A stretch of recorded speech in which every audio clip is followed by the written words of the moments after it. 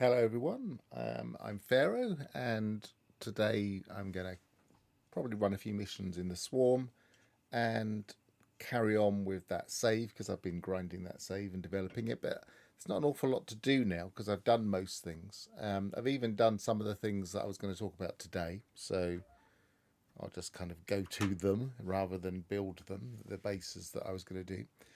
Good to see you, Ignition. Good to see you, Alphys. Just out of interest, were you able to hear your responses while that music was playing? Because it was playing here. I wasn't sure if it was playing to you.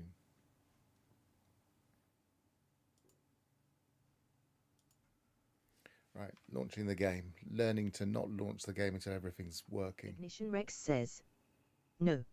You weren't. It's interesting. I was able to hear it. I'm not quite sure why. But yeah, either way. It's quite interesting. While setting up, I was able to hear things. Were you able to hear that? No. I mean, that's the most important one. Because maybe I just haven't got it set up properly. Select a chat. It may not be even. We'll see. Ignition. You were. Cool. Yes. I can see select a chat, but I've got that blanked. But I think it's because I've changed a few settings. Cool. Right, so I'm going to start off with the running of the missions. We'll talk a bit later about how on track we are or not. We're currently on 7, is that actually 76? Yeah, 10, 20, 30, 40, 50, 60. Yeah, we're over 70 there. So I think we're doing reasonably well. Oops, accidentally scanning. Starting off in the anomaly because that's where I was when I last looked. I was jotting down today's figures, which I try and do every morning at the same time. But recently I kind of got a better data set because I was looking at other streamers and what they had. So I'm kind of filling in my gaps of my data. So that's interesting to look at later. Right, so I try and do space combat last. Cascade, this is recover fallen swarmers, and this is retrieve valuable swarm data. That's usually the easiest. We'll do that.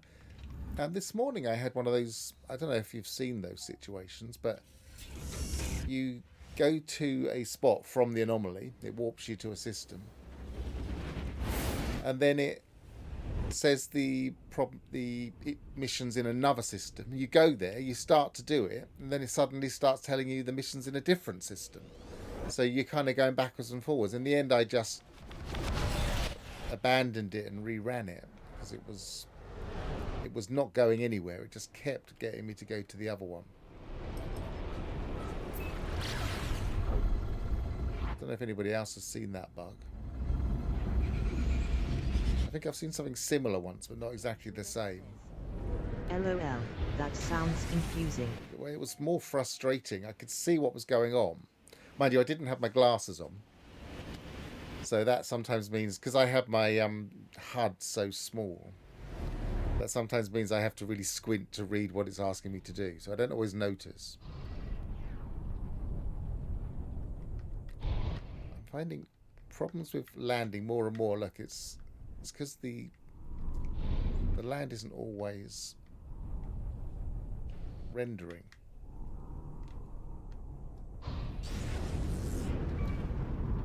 Force the land to render by crashing into it. Ignition Rex says, wait. Didn't have your glasses on. That solves the problem. It wasn't just as simple as that. There were other things going on. It's just that made it harder to know what was going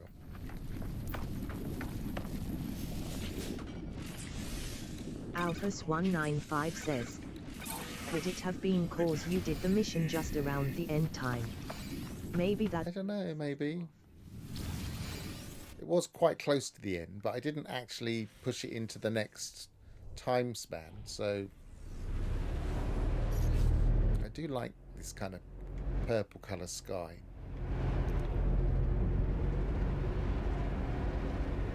Ignition Rex says, Planet Alpha 6 looks suspiciously like Alpha 4.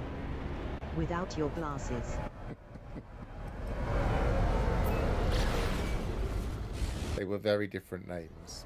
Right, so one was definitely a player-named system. So, actually, what am I doing? I need to actually choose the mission before I start working out where I'm actually going. So, track swarm activity. That's the space combat, so the other one. Sometimes if you go in here too quickly, it doesn't give you a mission direction.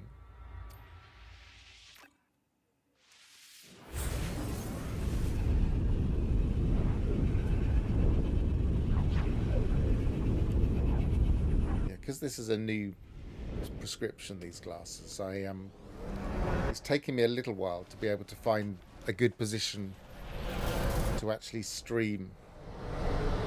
Just because I need to be slightly closer, because they're not really VDU, they're more reading glasses. So I had to kind of get close enough to the screen without feeling like I was right in the screen. Especially as my screen is one of those slightly curved screens, so I don't want to be feeling like I'm playing virtual reality while streaming, because it'll make me feel a bit queasy.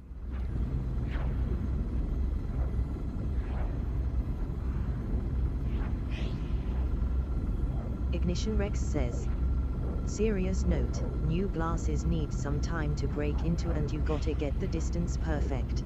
Yeah, and also your eyes kind of get used to the prescription, and they can kind of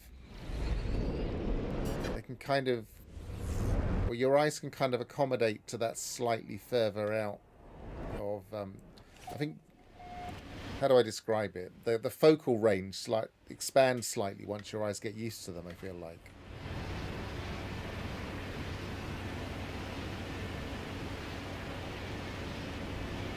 Or your brain accommodates. I'm not sure if it's your brain or your eyes, but you find it easier to read things that are slightly out of the focal range, perhaps. I don't know why I religiously land next to these things, because this is one of those find the buried things, isn't it? It could be anywhere. Oh, they are actually some close ones this time. That's good. 227. 238. Off topic, that's the main reason why I won't ever get a curved monitor. The constant microscopic depth adjustment will give me a migraine. I read about this. I've never found that problem, but I'm not susceptible to migraines, luckily.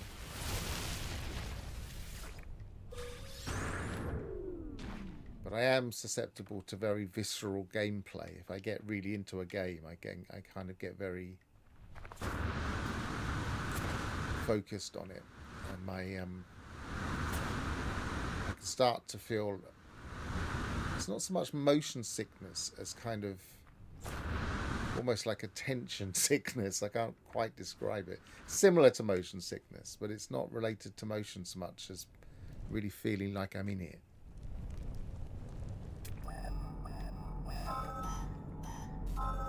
Because it happens even in games where you don't really feel like you're moving. But even playing Balatro, sometimes I'll get it because I'm focusing in.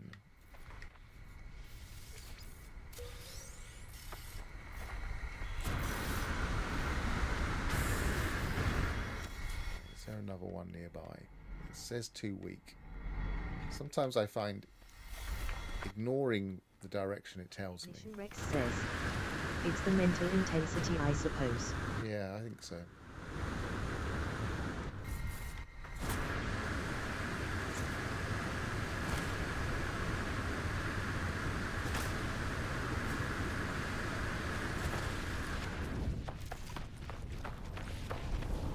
Right, so let's have a look from here. Still 2 week.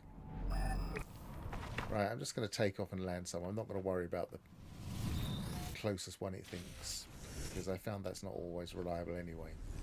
Better off to find a landscape we can traverse, like down here.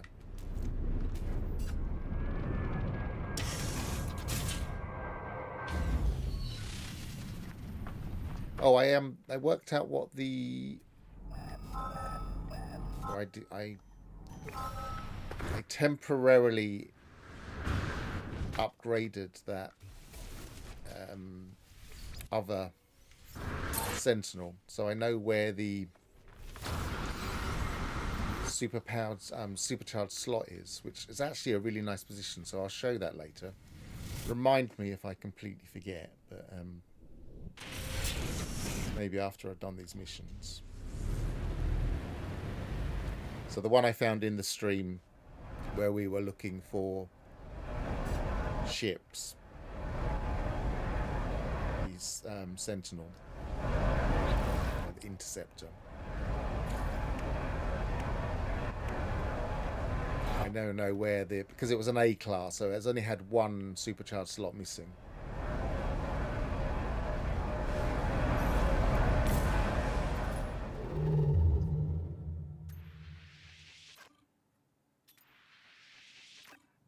I feel like we've been to this system quite a lot with missions.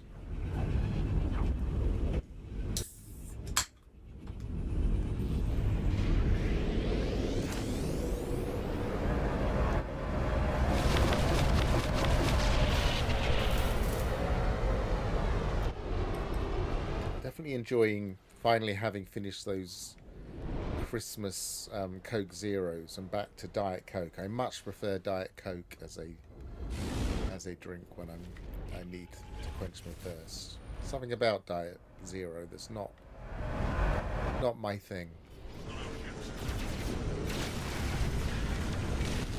Coke Zero.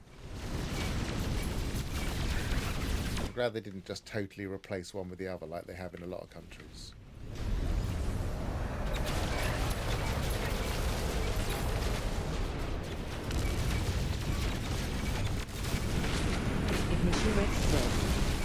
The only Coke I can have is Coke Original.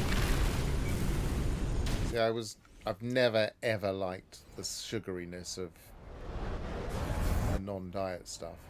It's just so sweet.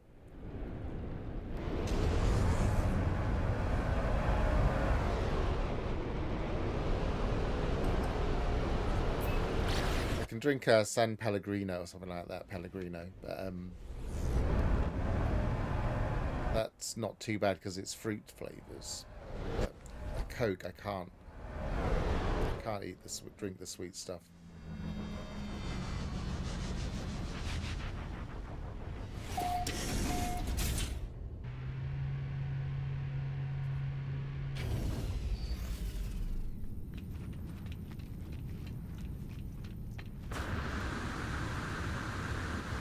Just double checking because I have managed to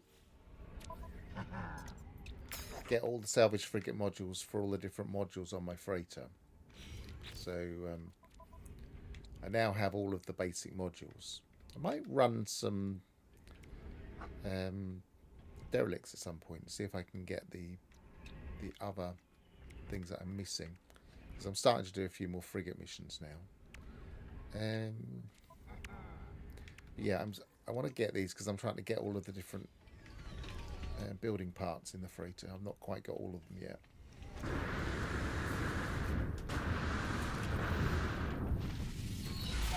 I might do a couple more and then we'll look at that sentinel.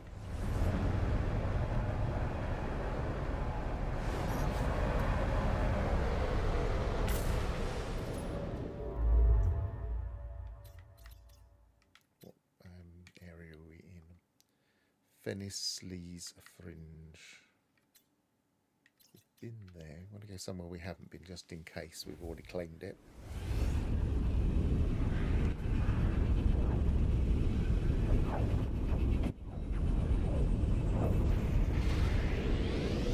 I still feel like this is too easy, the guild. So I feel like we just need some kind of cost.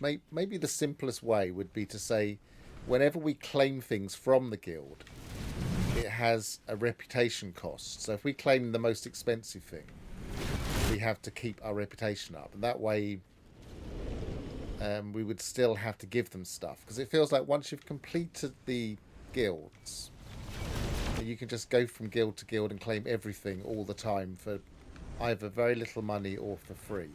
It just feels wrong. Guild is now the best way to get cargo bulkhead, which makes doing derelicts a bit off-putting. Well, yeah, you don't need to do derelicts as an example. If for instance you were doing a derelict run for the guilds, then some of the things you have to give the guilds are actually quite interesting and force a type of gameplay. But that gameplay becomes quite dead once you've maxed them out. We'll look at what this one demands in a minute and see what kind of gameplay it would actually request.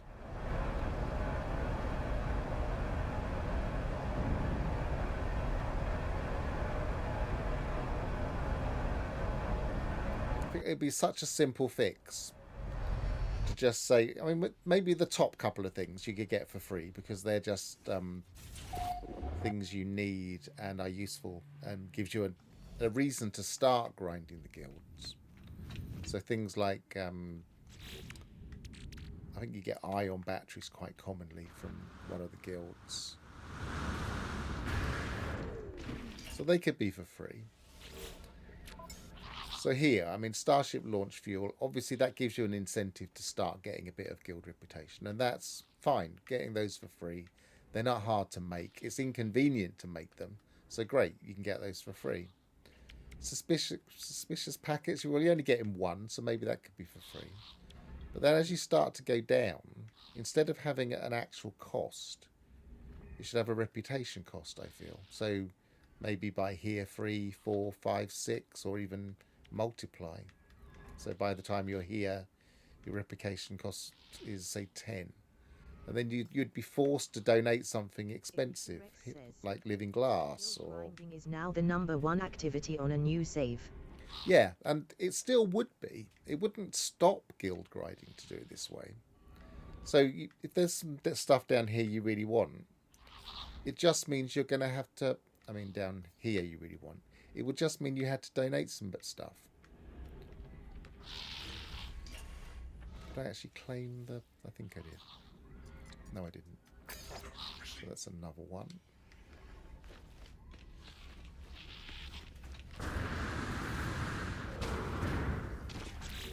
Can't remember how many I need. Ignition Rex says, I would have loved it if the high-tier crafted stuff, like igniters and stasis device, were required as guild donations. Yeah, that could work as well. Things that... Because you're... I mean, living glass, for instance, is not a bad one. Because you have to make living glass. It's not something you easily come across. So the fact that we would have to... Or we might be encouraged to donate some of those things would really work well. But yeah, even the top tier ones. And I'm not saying that you would have to give those things. So you wouldn't be forced into crafting, for instance. But it would be an option. It would take you down a gameplay loop. And it would feel more integrated. But whatever else is in that list that you can donate could be just slightly different things. So encourage different loops. So one of them would be quicker, like giving a stasis device. Could be a gain 10, and claiming the big reward could be lose 10, so they'd balance out. But then some other element of the game, maybe you just get 5, maybe you just get 2. And so if they're easier, then you just do those instead if you're not into crafting. You just have to do a few more of whatever those things are, like for the mercenaries defeating pirates. Ignition Rex says, I feel that after a certain point, the donations should have big ticket items, crystallized heart, sentinel mainframe and stuff like that. Well, they are options. They are, like, for instance, for the mercenaries, those things are, but they're not really necessary. You don't have to engage with that stuff. And that's where I feel like you have to think a bit from what gameplay loops are we not encouraged to do. And I would say nowadays, because of the guilds being such a good place to get stuff that would otherwise cost an absolute fortune, One of the things we're not encouraged to do is crafting anymore. I haven't really bothered with crafting in a save for a long while. I do the odd bit of crafting when I get stuff brought back from frigate expeditions. Then I will do crafting with those things, just because you get more than if you just sold them off without crafting them. But I'm not, you know, on my main save, my original save that I ground up and is now like my what I consider my OP save, that was set up to craft because I wanted to max out all of my multi-tools. I wanted to max out all of my ships. I wanted all of the cargo space and all of the space here. I don't think I've done more than 5 or 6 derelicts in total, over 2.1k hours. See, I used to do loads of derelicts, but now we can just shoot freighters, and we don't really need to do them anymore. That's handy. It's not what I was looking for, but I am slowly building up my squid. Let's put that straight in while we remember. See, something like this, upgrading a ship was costing an absolute fortune. I'm already on 23,000 units for storage. 23 million, rather. Ignition Rex says, Industry and the Pirate Dreadnought gives those juicy S-class freighter mods, so no point in derelicts. Yeah, but all freighters give those juicy S-class freighter mods. You can shoot any freighter. You know, we could just go out there now and start shooting freighters, and they don't even have to be S-class freighters. We will still get S-class modules. So you just turn pirate early on in your save, and you've got. Ignition Rex says, okay. LOL. I didn't know that. Well, we experimented with it in a stream, but you may not remember. What do I want? Do I want thrusters, or do I want better speed? Probably better speed. I don't really worry too much about hyperdrive for a fighting focused ship. And especially now I have a reasonably good I'm going to do this. Move that there. A reasonably good freighter. I don't really need to worry too much. So Fighter Sift, I always like to have that. And we'll start worrying about mods. I think I've got one upgrade. We've got another spaceship, so we're slowly getting there. I focused on my phase beam and my photon cannon for this one, but I think we're getting to the point where we could just fly this most of the time. Right, let's have a quick look at that. What was it? Sentinel interceptor. So this was from a previous stream, and I promised that I would look it up and find out what the supercharged slot was. So just pull that up on screen first, and then we'll. Okay. And how shall I put that on the screen? Screen capture will probably be easiest. There we are. It's not. Let's put that.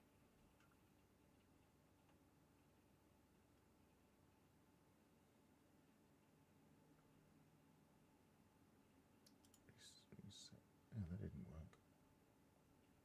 All right, we'll do it the old-fashioned way.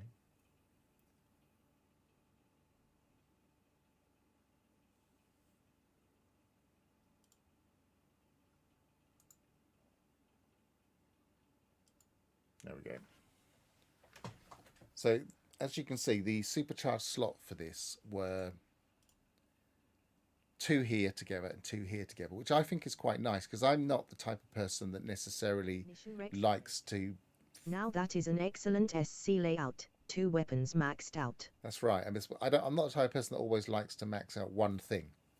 So that I could really use. I could either make it very good at flying and or maneuverability. Agility is probably the best word for it.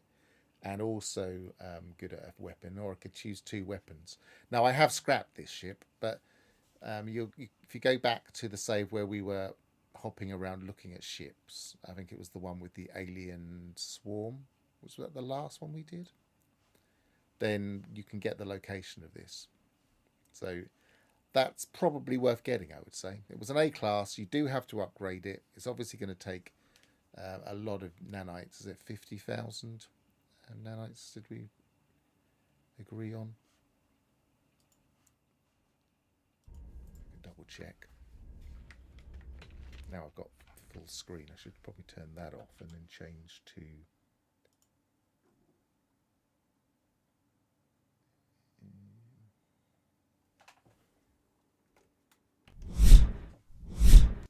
a normal view. Ignition Rex says C to B 10k, B to A 25k, and A to S 50k.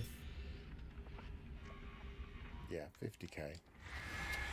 So yeah, it's expensive, but I would say it's worth getting as an A class, because the one that was missing of those was the one on the bottom row. So there was one with 2 together and 1 at the bottom row. And then when you upgrade it, you've got 2 on the bottom row. So you can start off with maxing something on the right.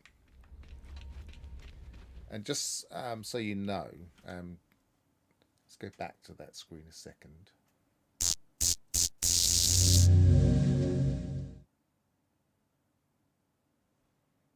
I put that back on the screen.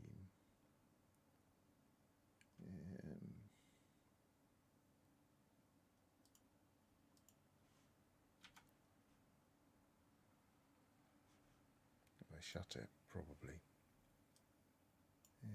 There we go. So just so you know, the way it works when you're upgrading something, these 3, I think it was, they are from the seed of the ship, but the ship in the location you found it, whereas the extra one you add is from the seed of the ship itself only. So any ship that you found of this type on that planet, wherever these are, the next one will always be here. So for instance, there was a multi-tool we looked at. Oh, the green alien multi-tool. If you claimed the A, in fact, I've got that still, so I can show you that. So let's close that again. Go back to that. So for my multi-tool, I keep doing that, keep pressing the wrong button. The supercharged slot, this one. These are the supercharged slots are all in this area, here, here, here, and here. And for me, that for a bulk caster, that's great. But if you got the A class, it would be here. And any A class you claimed, it would always come here for the S class, because it's based on the weapon itself at that point. So whenever you're upgrading, it's based on the weapon, not the place you found it. Whereas these are all based on the cabinet. So it's a better one to find in the cabinet than to upgrade and have it here, unless you find an A class with some clustered around here somewhere. Now that just depends on the weapon, where the actual slot will be. And obviously you need to find out where that slot is to really know. And it's all a little bit tricky. You can't really min-max it without doing a lot of work. And what I was going to do is pick up for when my ship actually is upgraded. Might as well keep a lookout for modules we want for it. Right, one more, and then one more guild, and then we'll have a look at the mines I've been building. Or I'm in the process of building.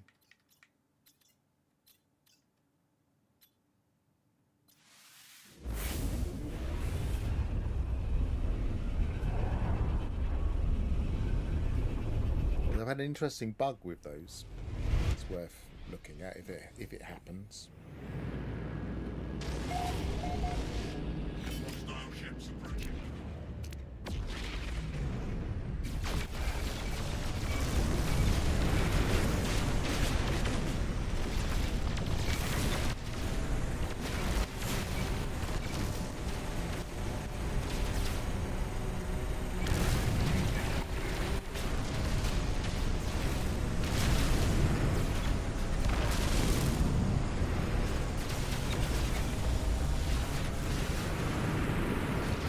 If you don't know, that's one way of getting. I was just doing it deliberately.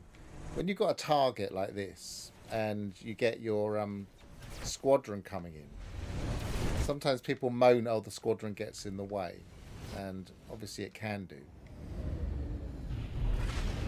But I don't think I've got more than one target. No, I've got two. If they are, I'm not going to be able to make them get in the way now. No, so they're buzzing around there. They're going after that target that I have selected. I can get them to go after the other target, so they'll go away and leave me alone while I focus in on this target. And as soon as I start shooting at that target, so let's focus on that target, get them to go over there. They're not going to do it now. Let's do it again.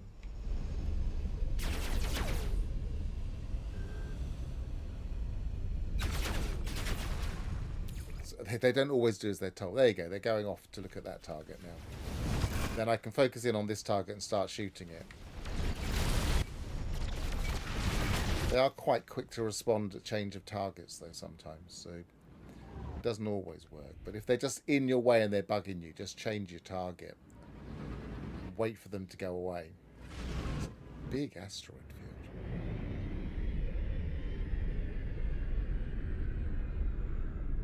All around me, but I haven't got any asteroids near me.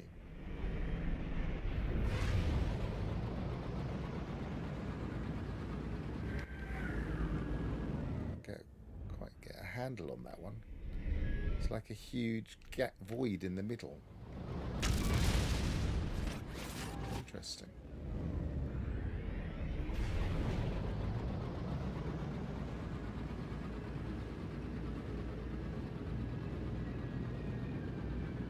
That's because it spawned in fighters in the middle of it, so it made them despawn.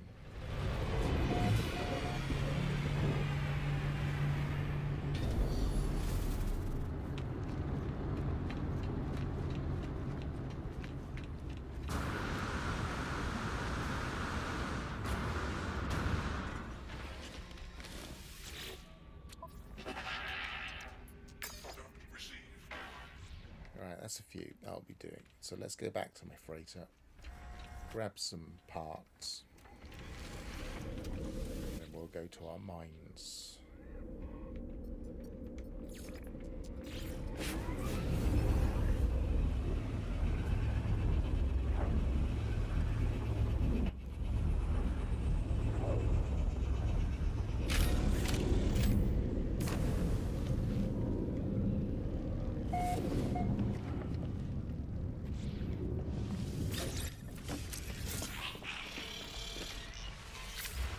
Oh, got to the wrong terminal. What am I doing?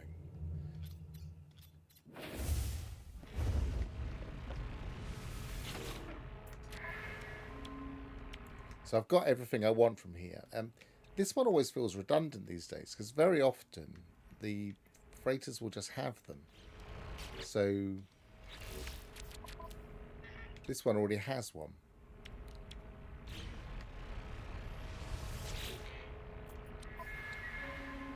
Luckily, it doesn't block anything else, so you don't have to buy it. So I've got 3.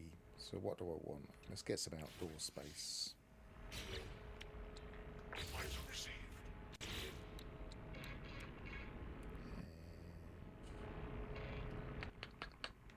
Maybe a wall. I'll just make a mental note of how many I still need. 1. 2, 3, 4, 5, 6, 7, 8, 9. Although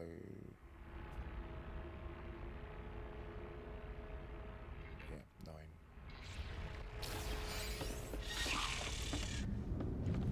So I've been sending out frigates. In this one I sent out just a couple of fighting combat frigates. I've only just got the one terminal operating at the moment. So I've got a nice Savage frigate module there as well.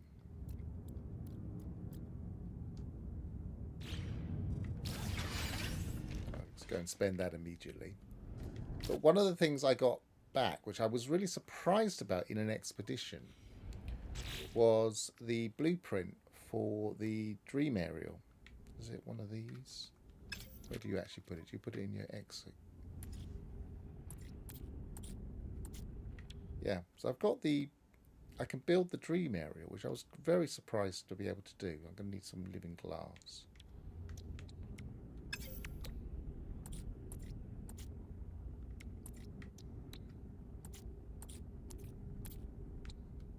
So I've got to need a bit more glass, that's all. I've got the lubricant.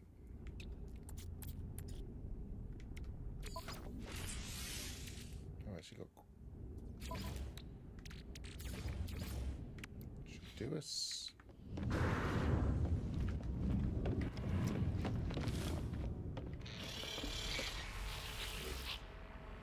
So yeah, sending out some expeditions was actually worth it, because I can now go and get some living frigates, which is always nice. I don't really want to send that out. Let's go stick for the balance mission, send everything out.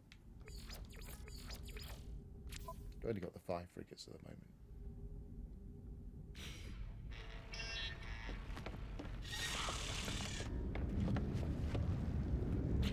So, Dream Aerial. I haven't actually made the living glass yet.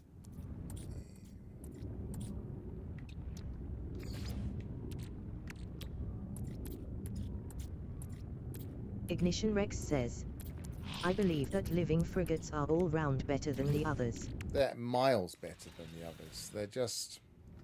It's almost not worth grinding for frigates and buying them until you've got a Dream Aerial and you can get living ones.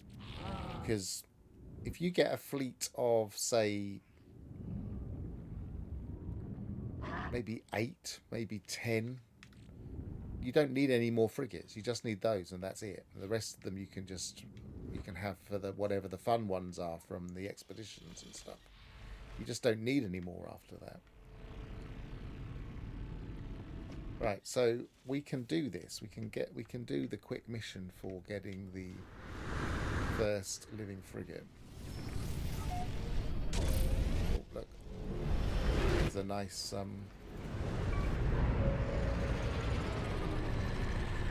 exotic. I didn't hear that land. Alphas195 says, I am planning to going on a frigate buying spree towards the end of the expedition for the reward nanites. I don't know how much you get. Make off our lifestyle. Oh, that's quite nice. I'm just going to buy it and scrap it. Because why not? Might get some... I like to own them for a short while, take them out for a spin. Gold and red are not my favourite colours, but I know a lot of people do like gold and red.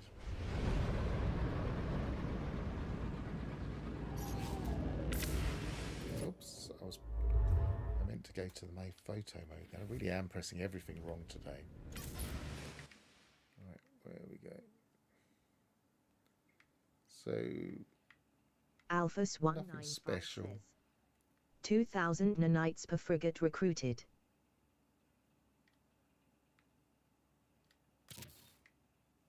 That's nice. I wonder if it counts for living frigates. I'm not doing the expedition from the terminal, but yeah, that's a nice amount of nanites. I might run the mission because we're probably going to have some time left.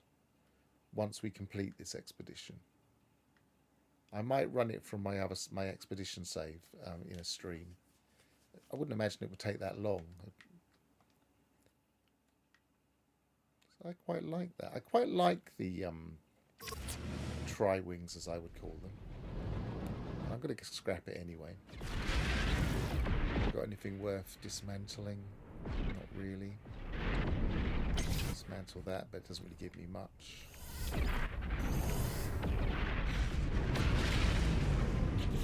And I kind of quite like that that layout. This is nice. And one on its own. I don't mind them being separated. I'm not a big fan of blocks of 4. Oh my, you might have to speedrun it from the expedition save. Isn't this one going down to the last 4? Well, I'm going to discuss that. Nice SC slots. In my mid stream discussion, we'll talk about when we project it all to finish. What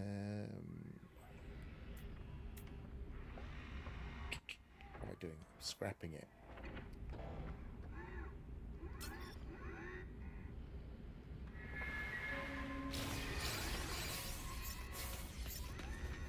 If you're really lucky, you can get 3 slots for them. Alpha I got 2.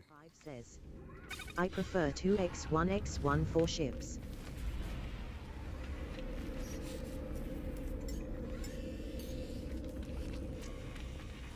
Two, 1, 1. So you're 2 together and two separate and spaced out a bit.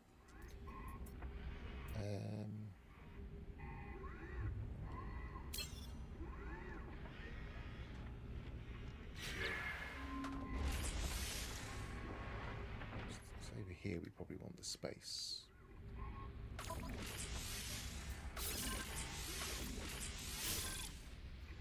Ignition Rex says, I only go for 2x2 for ships and 4z for multi.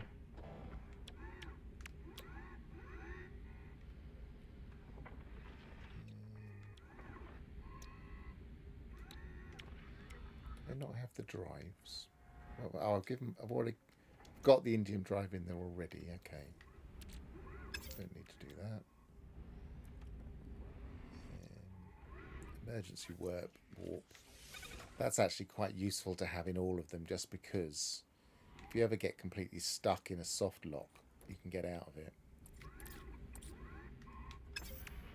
If you're like stuck in a ship or something.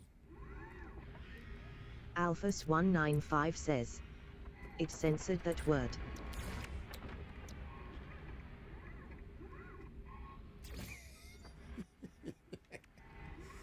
Yes, it did. It doesn't like the word tool. I don't think I can select what words it censors and what words it doesn't. I don't really want to take the censor off because it's a good backstop. But we all know what you meant.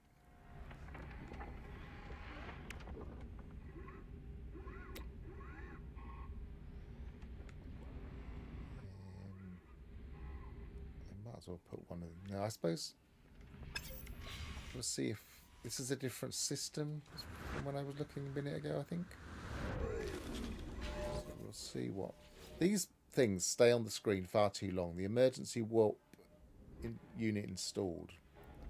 I don't understand why it needs you to be outside of these menus to go away. Hyperdrive, that's what I wanted.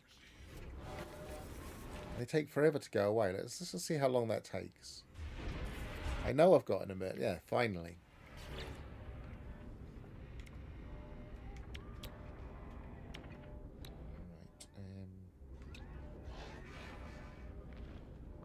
Oh, I just got a module, didn't I? It's not a blueprint I want. Ah, I bought one. I already got one, so I've got one for later. Got these. You can't do anything with these reactors at all. You can't sell them. You can't sell them for nanites. I don't think you can even sell them.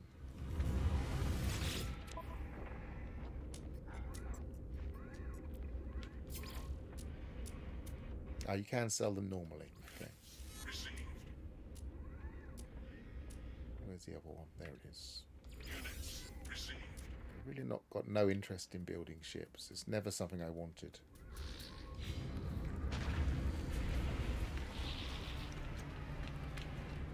Right. Building corvettes, great. Building normal ships wasn't a thing I wanted at all. Alphas 195 says, I just delete them. I have started to just delete them, especially when they're only worth 300. That's like not even pocket change in this game, is it? Dream member is something. Activate the pulse drive to search for cosmic megafauna. We should get that little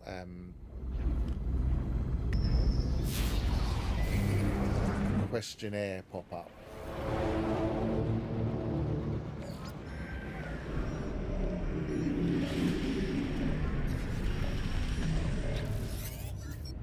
It's a nice one. Colossal glorious creature drifts by my starship. It's not really building them, more like salvage parts from a ship and then assemble it. It's more a game for the SC layout than anything else. Yeah, I agree. This, if you really want the supercharged slot layout, then hunting for that. Traveller in the Infinity of Fates, we have converged. Serenity and peace wash over me in the presence of this ancient creature. It feels profoundly familiar, as though we have always known each other. Your warp to my weft, woven together in the cosmic tapestry. I am glad to be together. Talk about the Leviathan, ask about the tapestry. I think we'll probably get a chance to do both. I am not the Leviathan. Our species is unlike yours, traveller. Where you would iterate, we endure. We are each a unique thread in this reality. Ask about the unique threads. I am old, traveller. When all things end, my kind remains. The crimson sleeper does not perceive us. Interesting.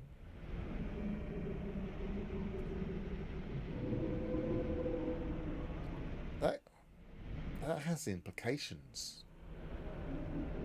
Then that means they're not part of Atlas's reality. Okay. I've seen your fate intertwine with mine many times over, my friend. Should I join your freighter's fleet once again? Come, let us dream together. Who are you in this life? Dream together. The whale-like creature opens its throat. A resonant lullaby sweeps over me, bathing my consciousness in waves of euphoria. The creature's voice grows distant as strange visions manifest in my mind.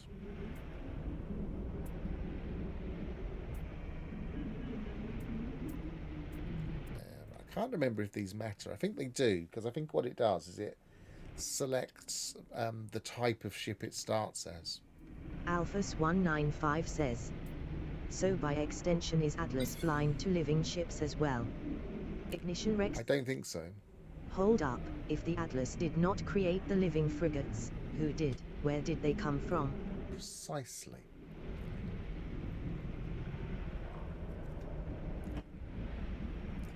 I am swimming with weightless limbs across an ocean of stars. A system of celestial bodies pulls into focus. 3 worlds invite me closer, yet I know my time here is fleeting. Only one planet can be reached. I tuck my limbs in tight and dive towards. A bustling alien metropolis, an Indium-veined mountains, a megafauna ecosystem. I think I'll go for industrial stuff. I understand, traveller. I begin to see you more clearly. Show me more. The creature's lullaby draws me onwards. My body is its body. As one, we swim through the dream. I stand on the exposed surface of a heat-scorched desert. Sulphurous coils roil above. My sky rumbles, and my suit issues a warning. The sky rumbles, sorry. And my suit issues a warning. A firestorm approaches. Well, I will gather storm crystals. The creature modulates its song in response to my choice, though I am shaping the visions. I sense this is the infected... Oh, that's the name. Infected Shimkinia's way of finding its own place in our partnership. The images shift. I find myself on the bridge of my capital ship. Alarms blaring, power levels critical, all systems failing. The engineering crew need time to make repairs, but opportunistic pirates will likely strike the vulnerable. None of these are really related to industrial. Let's say conserve power.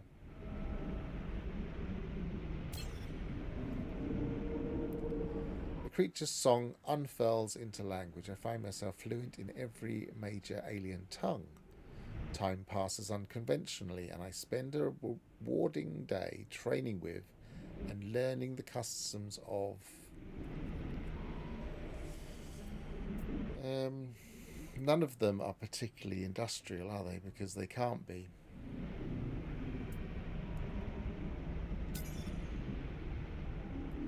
The visions darken and I intensify. I creep through a derelict freighter. Grotesque egg sacs hang from the ceiling, oozing and quivering. The sacs are many, and I am alone. Extract a sack to study, shoot the sacs, make a tactical exit. Let's do that.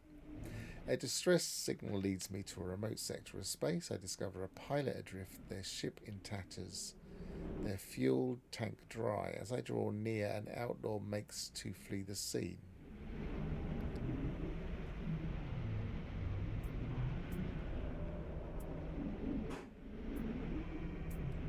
Well, that one's what I'm looking for.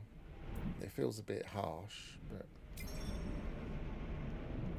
I'm lost in an unknown galaxy, unfamiliar stars all about. A threat crackles in my ears. Surrender your cargo or die. The hostile starship is well armed, and its loadout is superior to mine. It would be a tough fight. Outmaneuver. The song is beginning to fade. I gaze across the horizon of a breathtaking planet. Exotic herds graze peacefully on the fragrant grass. Spiraling underground, caverns brim with tremendous wealth. I could linger or leave this world as I found it. Bring out every resource, I guess, if I'm going for industrial. The dream recedes, reality reasserting itself. Face reality.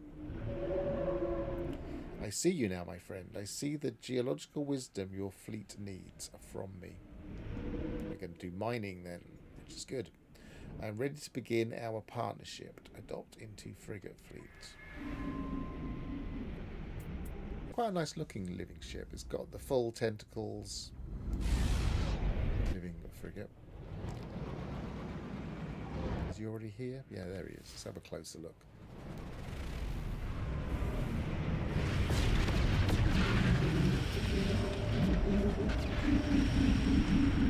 I do wish we could dock with them in some way and just kind of have something we could do with them.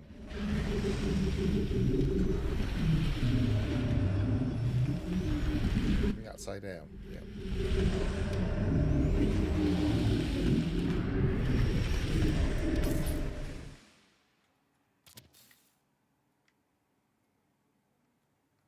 A bit of a purplish colour.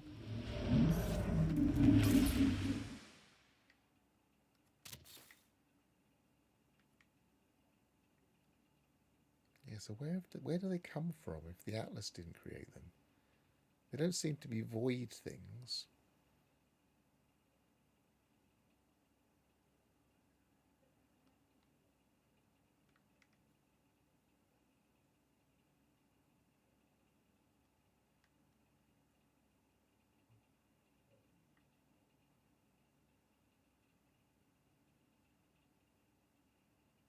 I don't really look at these very closely that often.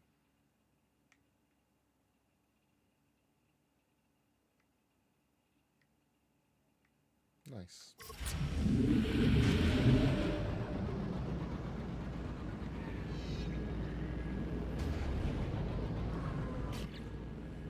Right, so yeah, I did want to go there a second. Just want to double check there's nothing in my log. No, it's all gone now. And I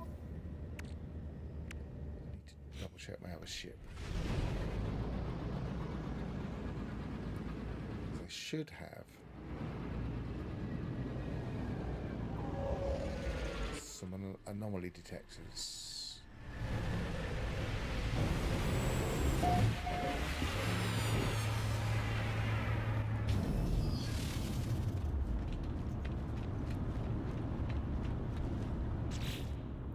What I haven't been offered in this save is a I didn't want to do that. I wanted to move it. There we go. What I haven't been offered in this save is a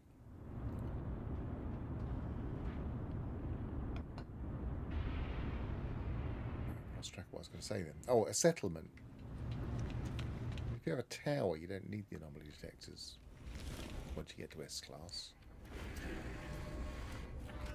don't need to go to here. I wanted to swap my ship.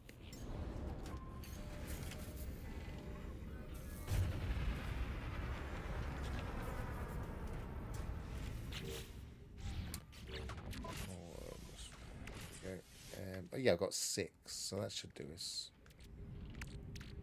Now, this can take a while, so we'll just do 1 to start with. We don't need the dream aerial anymore. And you could always build it if we ever needed it for anything, so I can discard that. I need to go to a different system. And although the wiki suggests that it doesn't matter what economy you're in, my experiments suggest it does help if you're in a 3-star economy. So I'm going to go to a 3-star economy.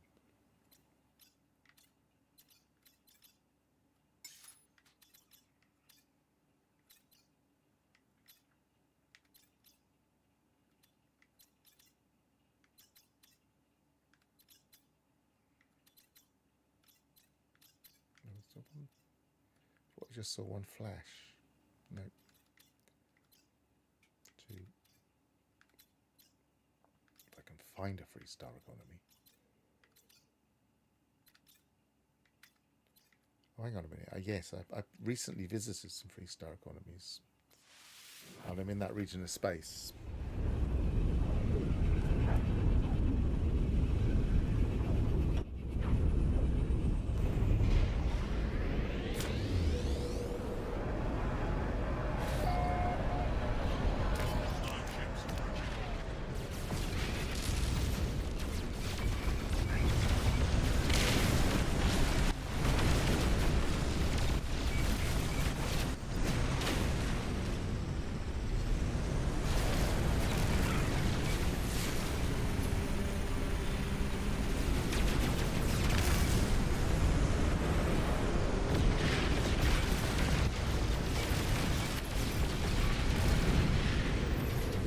I did the trick that time. I sent them off to a different target.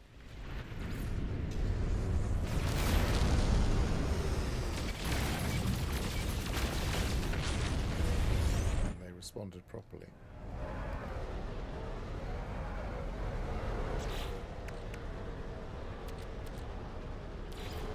Right, now this can sometimes take half an hour, so let's see what happens. Controller down for a second and just wait.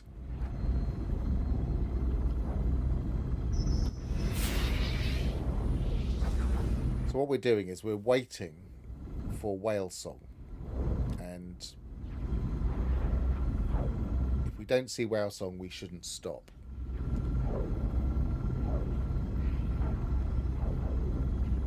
The problem is, I think what there is there's like, oh, we already got it. Where's my... There we go. Didn't want to respond straight away. I'll explain that in a minute what I was about to say.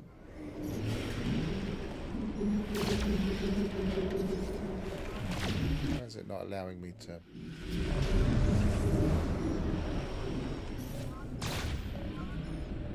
going on? My select isn't working.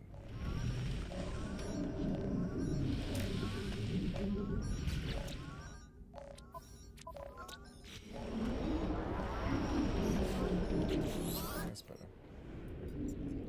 Right. This immense creature looks capable of crushing my ship with a single tentacle, yet I feel completely safe in its presence. It has been worth the wait to meet you, traveller. Hello.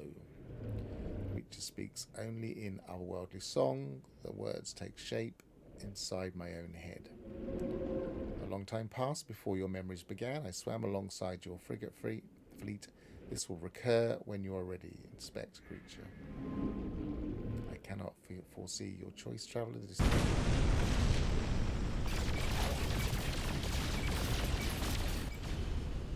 They have really improved third party, and I can't quite put my finger on what they did to improve it. I used to find fighting in third party really difficult. And now it's not difficult at all. It gives you the option. You can use look better, so you can see where you're aiming and what angle they're at, which really helps.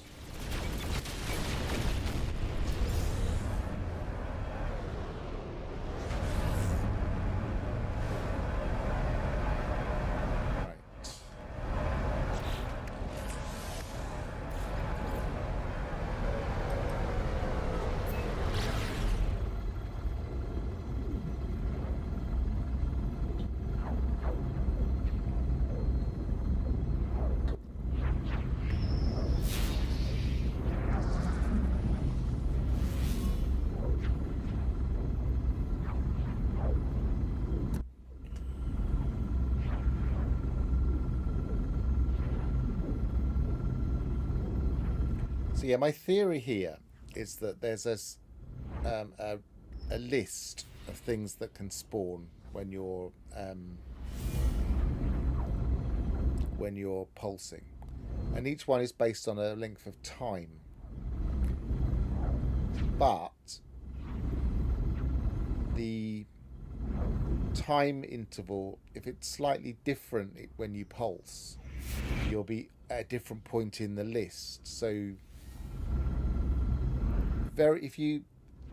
it's not reproducible which thing comes up first or how long it takes. But what I have found is if you get one where you wait for half an hour and you don't get whale song, you've been lucky so far, then sometimes it's just worth starting again because you might get it quicker the next time. Even 20 minutes or so, I just give up and start again.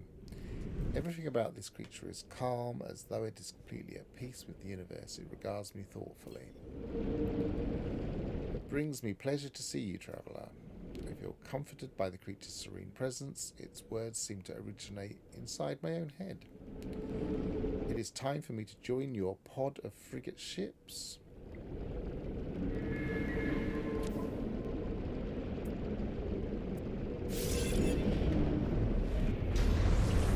I don't know if they've actually made this easier. I don't remember it being in the patch notes anyway. Ignition Rex says, "You're very lucky, known people who kept searching for 30 minutes and no whale." Well, yeah, I've done that many times. As I say, I usually give up after 30 minutes and try again.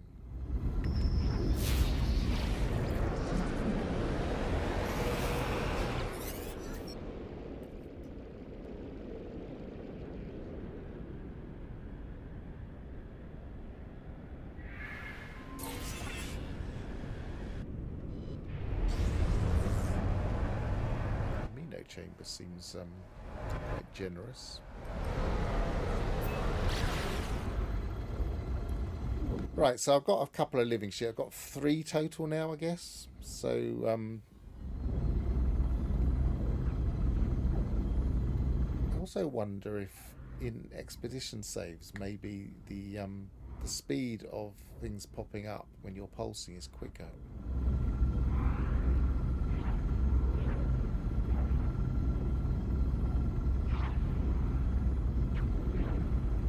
says, and then nothing pops up again.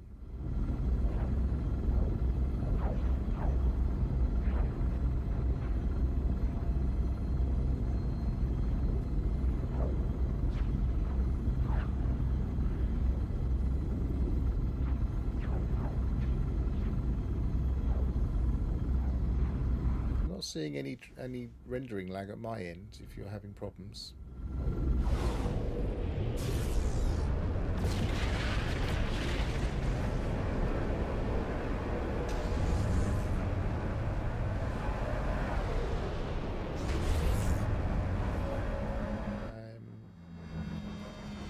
Dropped 0.4% of rendering frames and no 0% skip frames due to encoding, so I don't think there's a problem here.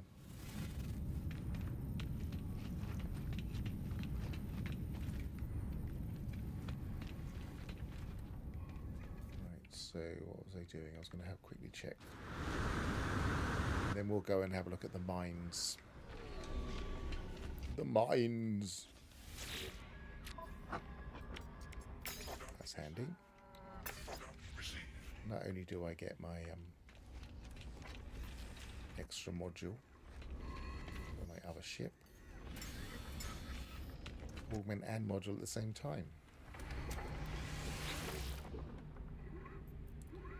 Well, I think I already had two, and I had one installed.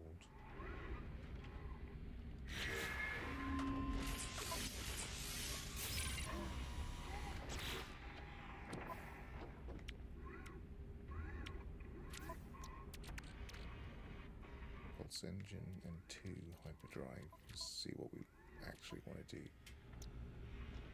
Got 1 supreme upgrade.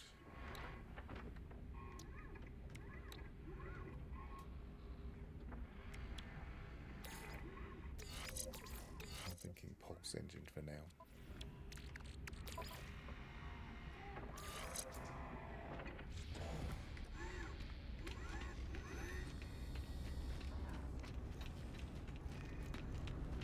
Ignition Rex says, we will go through the mines of Moria. Yeah, let's go mining. Well, what I've been doing in the meantime, because Polo keeps asking for specific resources, I'm actually running out of a few of them. And so what I've done, I've already got some dioxide near the frozen forest base. And we'll just go there and just remind myself what the other one is. I know I've got 2 resources nearby now. I did have one scattered across the other side of the planet, but I've moved that.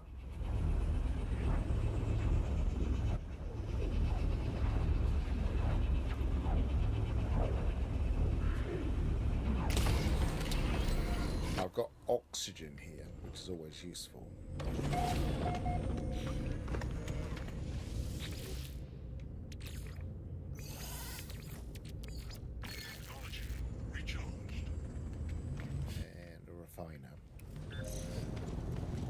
Over there, I believe that's copper, yeah, which I don't really need much of now, but it's handy early on. And then down here, we have dioxide, which I'm going to grab while I'm here.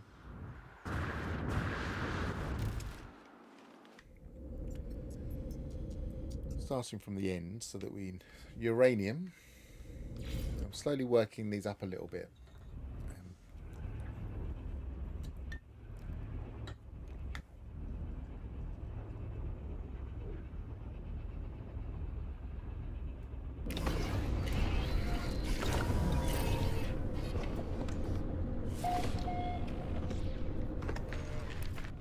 So, I've had a couple of problems with one of these. I think this one's probably okay.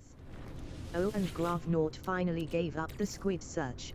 I heard. Back to it in a day or 2. Really? I'm hoping he just gives up on it. He said he gave up on it to me, and it made it sound final when he told me. So I'm hoping he doesn't go back to it, because it's just not worth it. So yeah, my general setup, what I will tend to do if I'm going to go back to a base a lot, especially like a mining setup like this, is I will start off with a biofuel reactor, and I'll just put one oxygen in there, and then I will be able to jump to the next spot. Then what I start to build up is I start to build up a battery and some solar panels. So usually a couple of solar panels and a battery is enough to keep it going. It's often just one, to be honest, but it depends how. They did change the system so that if it's really cloudy, it would start to get a little bit harder to keep it powered. So I like to have 2 per battery, basically. Graph Nord says, it's over. Maybe one day. Ignition Rex says, Hi Gravnort, good to see you. he ran out of coffee. He had 2.5 pots that day. Good to see you, and also I'm glad it's over. There's no way it was worth it to keep looking, especially as it's a lot quicker to just find it at a trade station. It's looking more yellow now, isn't it, in this light? It doesn't look as green here. Okay, so now we've got that. I probably won't need to add anything else there. So we've done the last one. So we've done uranium. We now go to phosphorus.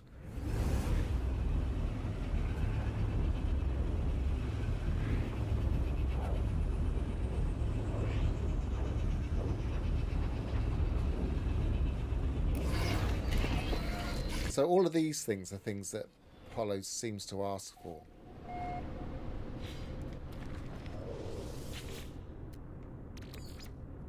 Graph Nord says, good morning, Gaul. So it was just a matter of finding a system with a number of different things. And so I think, I'm not sure if it's this system, but I've got one system where I've got multiple bases. Yeah, this system's got multiple bases. So if I go, Ignition which one am I on? says, I'm on that one. sorry, G.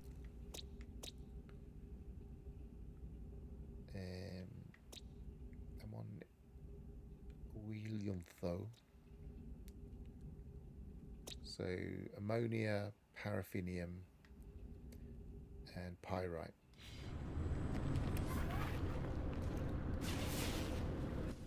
Right, so I might as well put another one down as I seem to have the resources.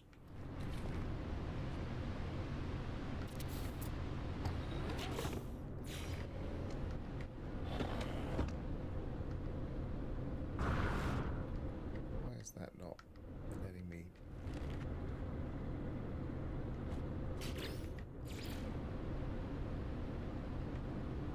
Better.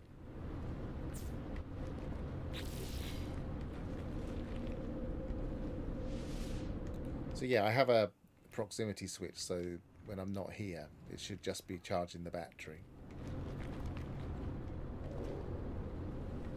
So, yeah, that is running.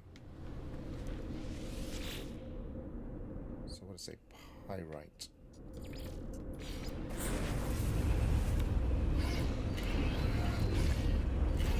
I want to stay in the system because it's quicker loading.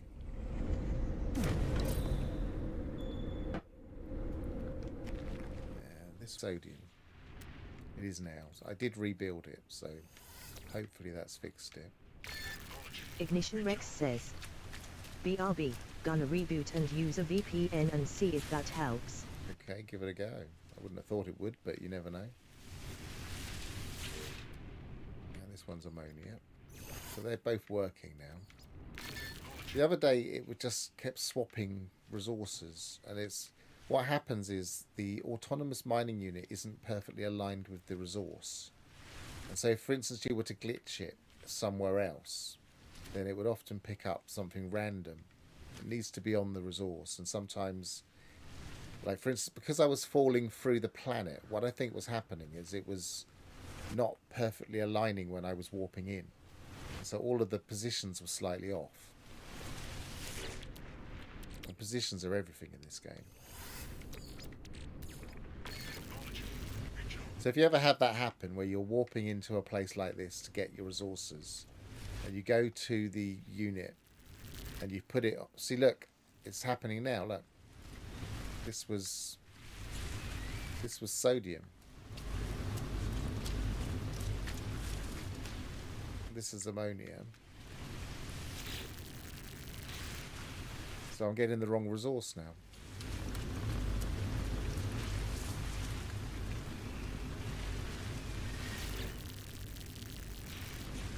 But I bet if I reload, which is, as I say, if you ever have this happening, having a stable position where you can reload from can help. So let's see what happens, because I haven't tested this on this save yet.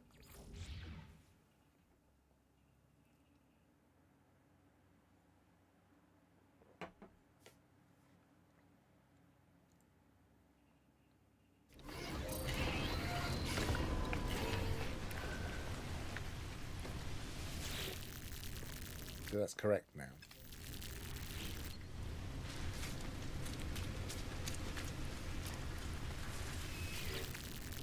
But that's sodium. So yeah, this. But I've reloaded from a particular position. So what I'm going to do is I'm going to move this one. I don't know if they're just interfering with each other. That could be a possibility. Maybe it's not wise to have two quite so close to each other. So yeah, let's just delete it.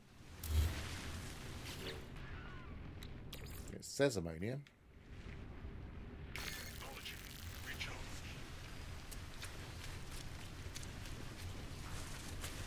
Double check this one. It says sodium. Reload to test it.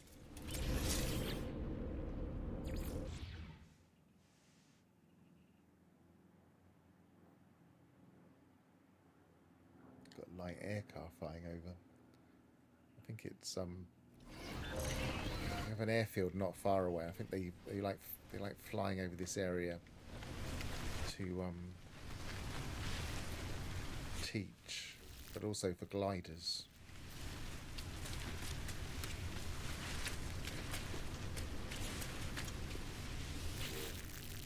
Yep, that's working fine. So with any luck, that will be corrected now. We'll see what happens next time I come. But what have I got here, by the way? Have I still got enough resources to put another one down?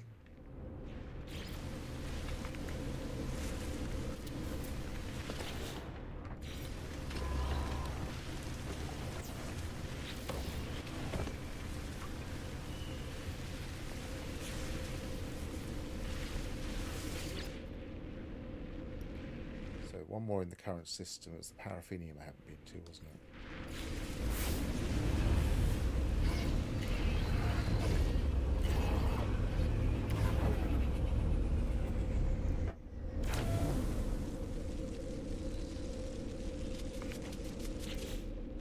Now this one, I built a platform just because it's really precarious. When I was loading in, I was just falling down. And I think there's another one that's even more precarious than this. I started to mine it by mistake, so there's already a hole there. But this should still work. There's enough of the resource there to keep mining it.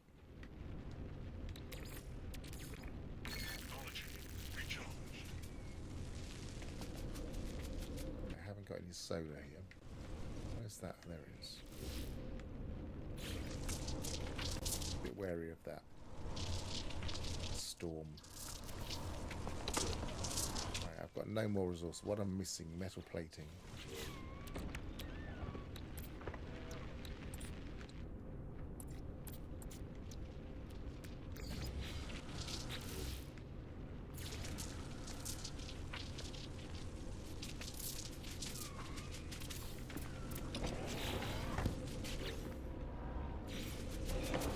Really, all I'm really doing is giving it enough to make sure that we keep the battery charged, so it's not really a heavy load or anything.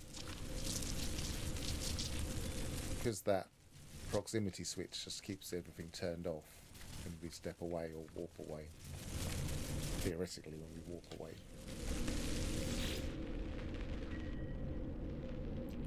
Right, so we've done everything in this system. We've done the uranium. I think it's just the basalt. I think this one was literally on the side of a mountain. I should have found another one, but I didn't. I just started mining there. So I started building platforms. I haven't even got a battery here. Says, I'm back. The VPN didn't do anything. Didn't think it would. LOL. But it's okay now.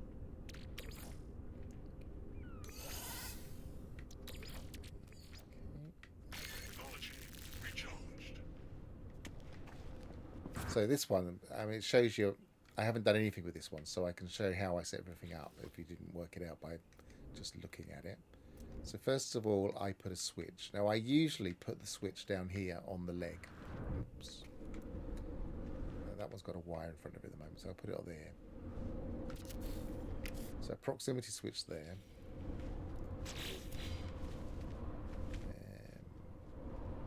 Let's move that over here out. This is going to be mostly redundant now. But we will wire it. So I like to wire everything through this regardless. Because if you're not really familiar with wiring, you can always click on these and find out what your load is across the whole system. So it has a full grid usage and power usage. So on this side we're going to put a battery. We're going to put a couple of solars. I think we can build 2. Yes, we can.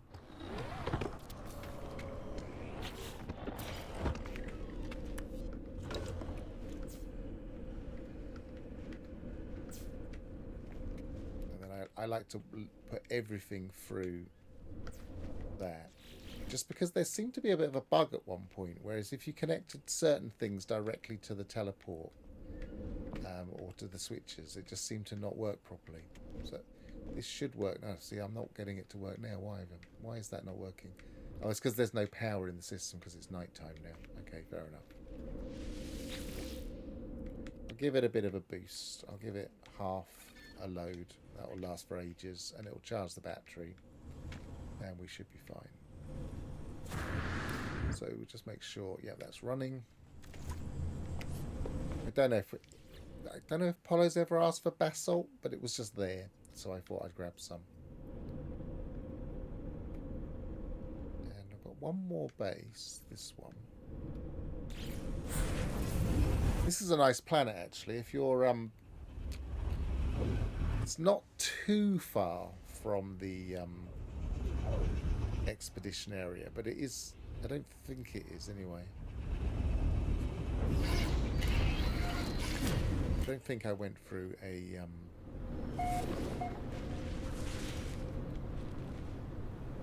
black hole before I got here. I'm just collecting a bit of nitrogen.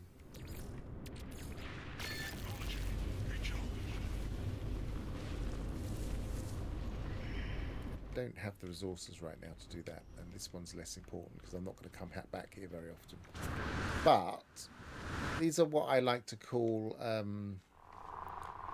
plateau and dip planets.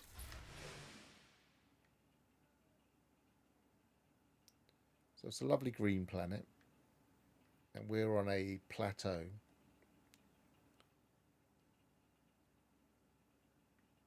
And there are other fauna by the look of it. Maybe we'll do that while we're here.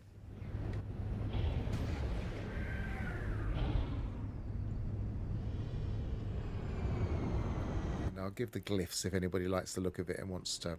I think it's bioluminescent grass as well. Let's have a quick look.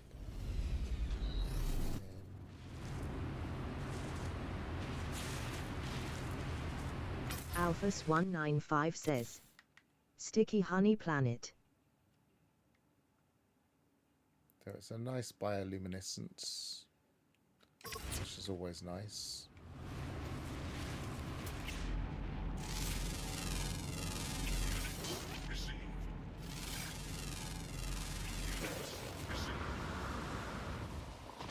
Some people really hate planets with these.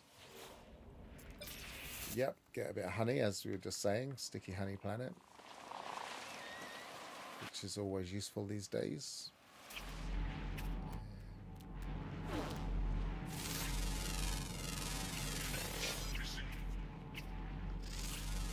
So when it says pleasant weather and it doesn't say paradise, I think there's a very, very slim chance of rain, but you don't usually see it. You'd be very unlucky to see rain here. I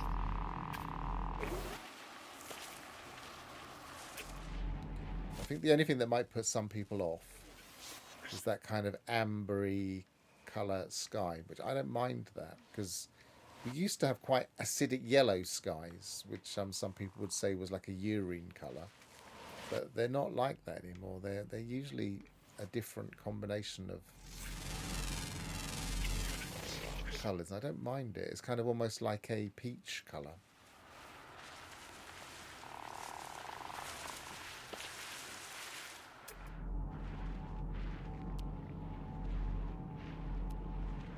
Did I already give the glyphs? I don't remember if I did. Let's go to the camera. Time glyphs. That didn't work. Why did that not work? Was it because I was already in? Let's do that again.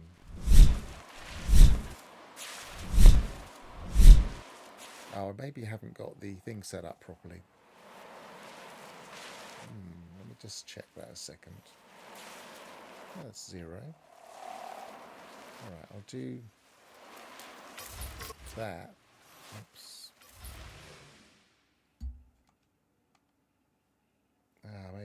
Maybe I was just out of sync with it.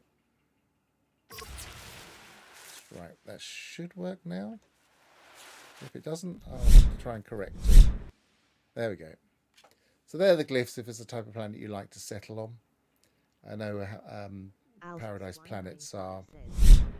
Yes, that sky colour is not my fave. Otherwise, a really pretty planet. I quite like that sky colour. It's kind of a peachy colour.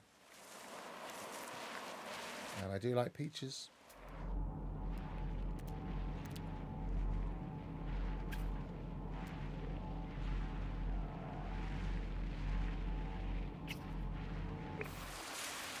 Move into the country, gonna eat a lot of peaches.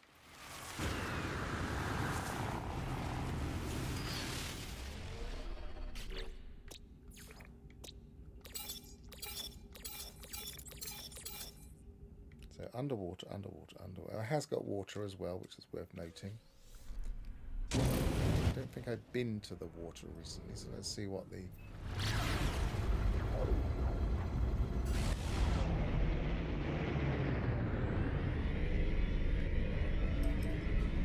Looks like a dark blue, I think.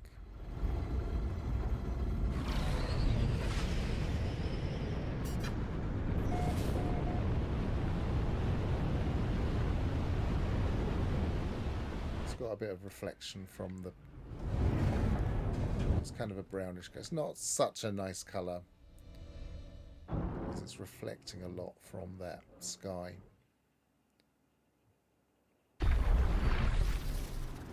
It's still not got the right height assigned to it. They supposedly fixed that.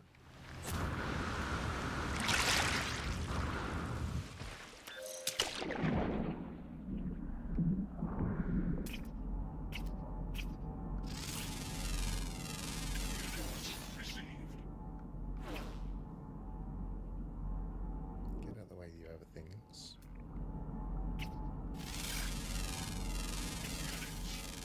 Got a worm predator.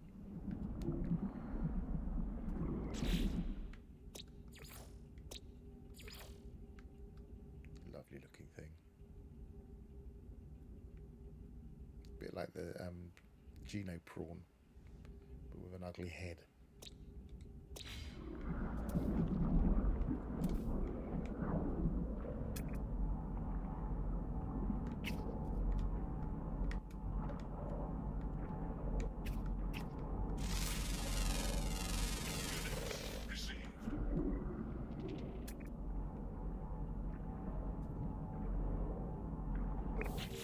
Missing.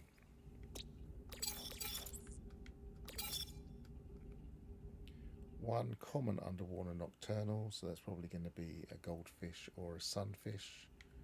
And one common underwater always active. So there's a common that I haven't got.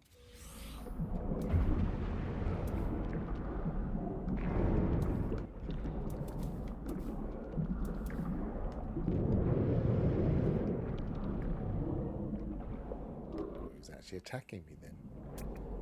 It can happen. They very, very occasionally can attack you. It hardly ever happens.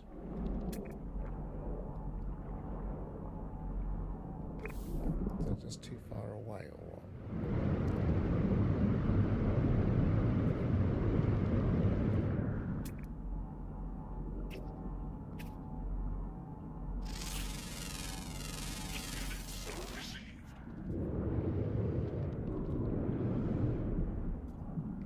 So we need night time.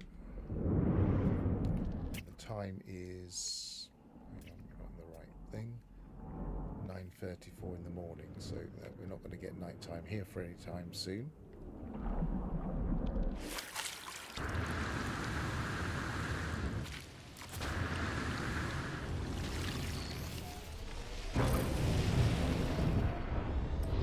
I think people are hi Ruddick.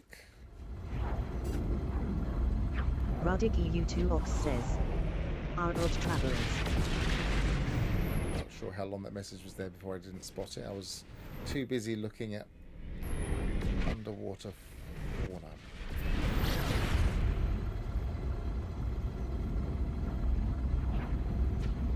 I was going to say something then. I completely lost my train of thought.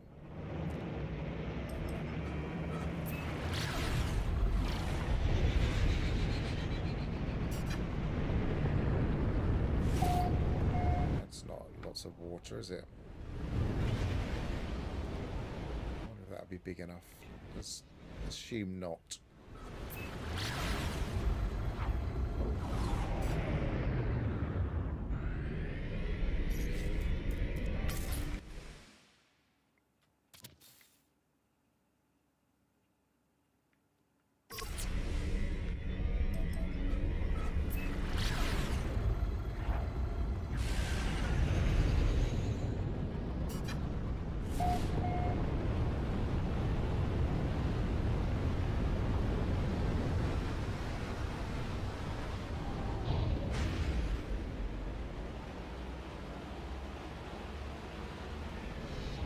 I think I did actually give myself the water lander, didn't I?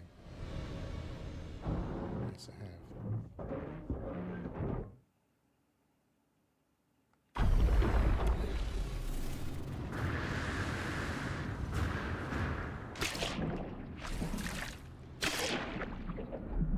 Right.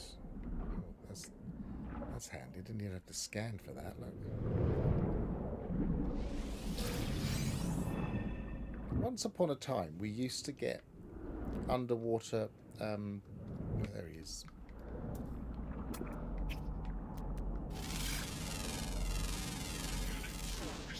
Yeah, that's not him. They're sometimes quite tricky to get because they move around so fast.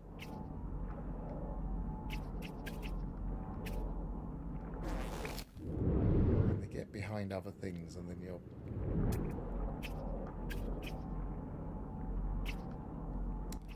Come on. Got it.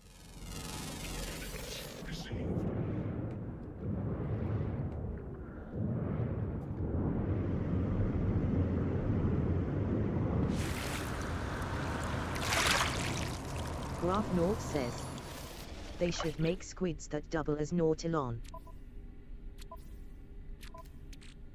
What, so we can swim around underwater? I've often thought we should have at least one ship type that could also go underwater. But it would kind of negate some of the gameplay, I guess.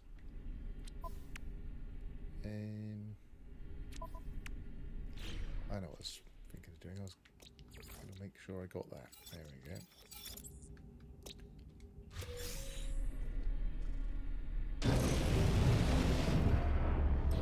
So yeah, so that's that planet. And I'm going to go back to my freighter via the space station, I think.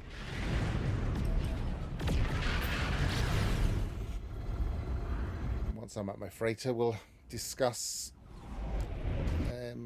The discussion question for today is: are we on track? Which is basically just me showing you some data, I guess.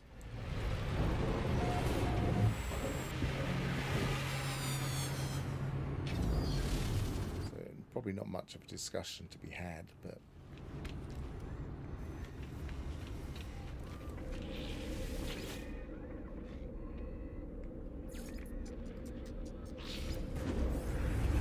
also see if my frigates are back.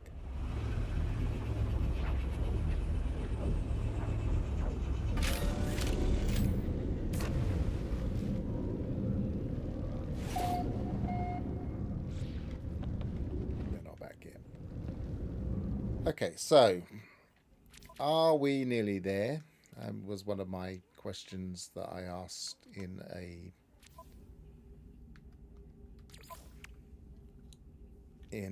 video. Are we nearly there yet? And that was based on trying to work out how long it's going to take us to actually complete these missions. Now, as I've said before, it's only these that really count, and then these, and we can work it out. We multiply all of these numbers, add these numbers up and multiply by 3, add these numbers up and multiply by 6, and that gives us our overall percentage out of 250 million. So once we get to 250 million, when we've done that calculation, then we're done. And we're 70% through at the moment. Now, I was doing some calculations. Let's pull up my spreadsheet.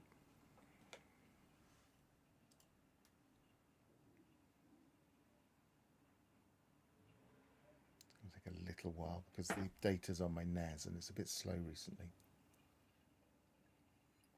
At some point, I need to buy a better NAS. This is not the time to do it when everything's so expensive for PC stuff. Right, so let's make that visible.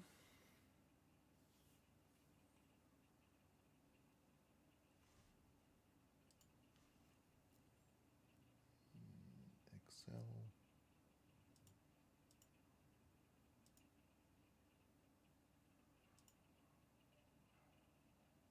And we'll move that slightly. So this was what I was using just to kind of give it a visual indication. I was a similar page to this. And the visual indication was that I've been doing like daily tallies. So each 8 o'clock, I do a few others sometimes, but each 8 o'clock in the morning, I take the numbers and throw them into this spreadsheet. And then I have an indication of how it's going today, how many, what's the total points out of 250 million we've got to. Sorry, 25 million, not 250 million, because otherwise we'd never be anywhere near it. And then what we were this time last week, which I've also got, and what the change is and what the weekly rate is. And then I use that weekly rate of how long it's how much it's changed in the week divided by the 7 days of the week, and that gives me how long it we expect it to take on an average from the last 7 days of play. And based on that, on this spreadsheet, I fill in the data as I got it now. We're projecting for Saturday the 11th, which is plenty of time. So that would give us a week and 4 days. And then I also have a daily rate, how we're doing today, as of 8 o'clock this morning. And the daily rate would suggest we might even be slightly earlier on the Friday. But what I decided to do is make a little visual. And this is kind of my projection of how it's been going as we've been going along. So this is my data plus other data I've managed to cull from the internet, which probably means it's slightly bumpier. But if you look at other people's streams, then they're not necessarily taking the data at exactly the same time as I am. So all of my data, which if we look at this data list here, all the black data from when I was doing it plus when I was doing it previously, that's all been done in the mornings. Whereas the green data has been taken from other people's streams. And I've tried to match it as close to when they were streaming as for my morning. And so we get a bit of a wiggly line, or a worm as we might call it if it was a sports game. but we can get a much more visual indication of how fast we're going. And we've really straightened up a lot here. There's only a very slight kind of movement here. And this is actually from Monday, 29th.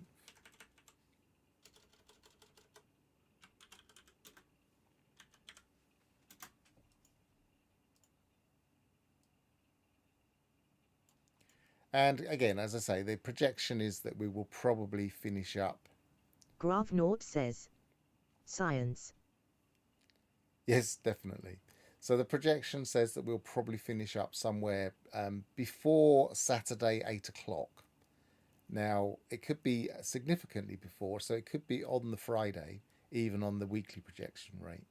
And I haven't got an equivalent for the daily because I think you're probably better off sticking to weekly. But so yeah, that's my visual projection of when we will finish. So yeah, the answer of how well we're doing, I think we're doing very well indeed. We've really sped up recently. When we were kind of here, which was 1, 2, into the third week, if you actually look at this line here, our projection would have been very close to the end period. So you think of this top right hand corner as like our deadline. Our projection was kind of heading towards it, and we were only going to have a couple of days. Whereas now we've sped up considerably, and it doesn't look that big a difference between that slope and that slope, but it makes all the difference, and we're actually going to end up almost 2 weeks ahead of schedule. So yeah, we're doing all right. And you can really see as if you plot it through the day. For instance, I was looking at Sunday, and I was doing a few different calculations based on when people were waking up in the morning in the UK and logging in and playing, which is one of the primary markets for this game. And we were, if you think of this, 8 o'clock, the rate was 710,000 for the whole day. But like 9 o'clock, we were getting 19,920 points per hour, which is 6,200 missions per hour. And then we increased even more. We were 10,000 missions by 11 o'clock per hour. And obviously this is including all missions, because people don't necessarily realise there's no point doing the sabotage missions. And then we were getting to, we drifted down a little bit around about midday to about 8,000 an hour. And it stuck about 8,000 an hour for the next couple of hours. It went up slightly. So 8,000 there, 8,600, 8,500, nearly 600 there. But yeah, you can clearly see that there are certain patterns for when people log on and log off. There's the people that are saying this is fake. I just don't see the evidence. You'd need to demonstrate that it's fake, because there's nothing that would suggest it's fake. It's not just based on a timer. It's not just heading in one direction and just going straight. It's going up and down in logical time periods, exactly when you'd expect it to go up and down. And faking something like that just is not worth doing. If we've got no problem with getting there, if we were behind schedule, then maybe I could see them sprinkling a few extra in. But we haven't been behind schedule since that slight dip. And even then, that slight dip of the curve, we were still just about going to do it. I was just slightly worried that we were slowing down and we weren't going to quite do it, and it wouldn't give us quite enough time after we completed for everybody to finish off the expedition, because of course in the expedition we have to do 3 milestones afterwards. So I was worried that somebody might mainly only play at the weekend, and we'd suddenly have this completed on like Monday morning, and so people would miss their opportunity to actually claim their rewards. But now we've got over a week. Everybody should have time to just log in. And that was the difference between it going a little bit too shallow and just slightly going up a little bit steeper. And that's meant all of the difference between people struggling to complete it and people being able to complete it if they can just log in once that week. So yeah, I think we're doing all right. I think things have really picked up recently. We're out of that difficulty and we're doing okay.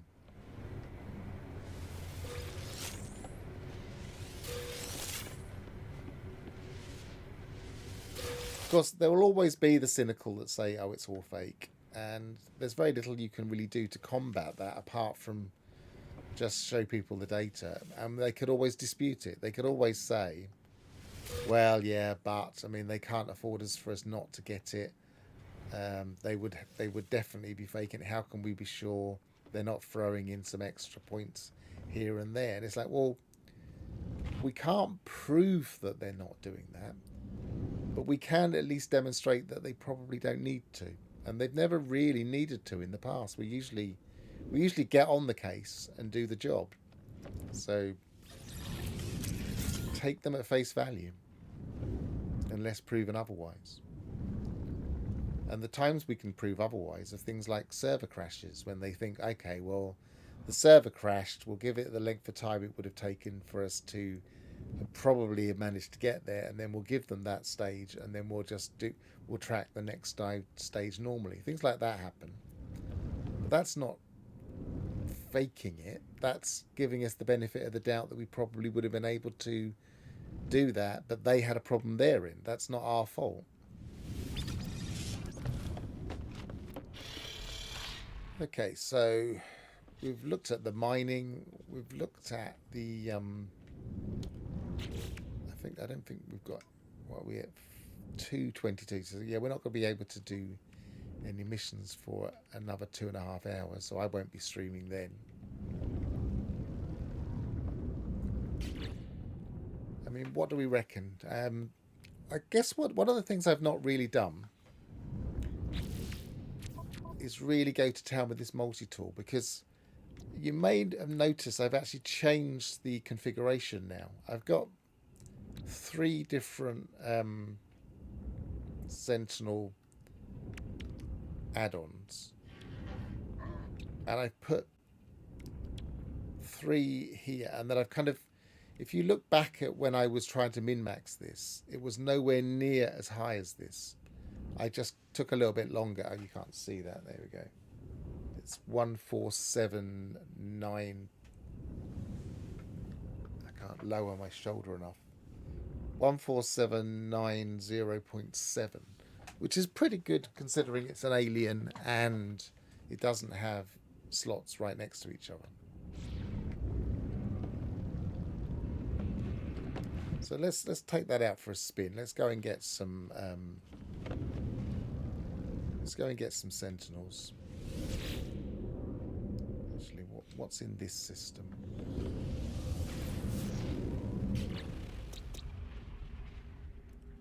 High sentinel activity, dissonance. Let's go and attack some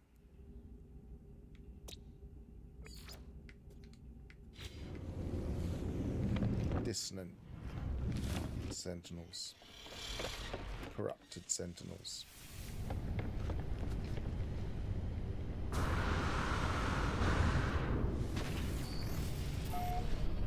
See how the pea shooter is doing.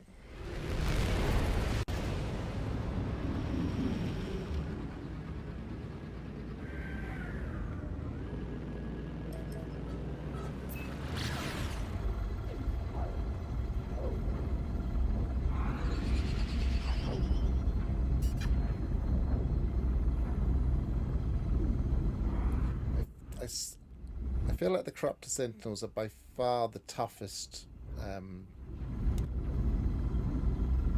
on land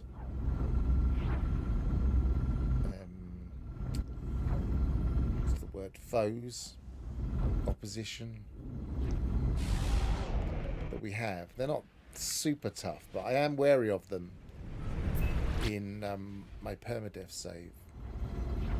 If find they're a little bit tough for a permadeath save if you end up fighting them on the wrong type of planet where you also get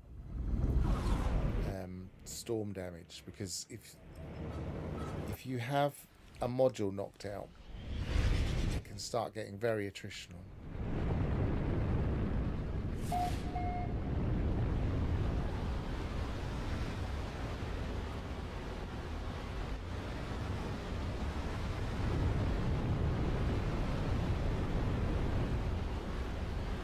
Not the ideal planet to go for a fight on. Just the fight. That should be it.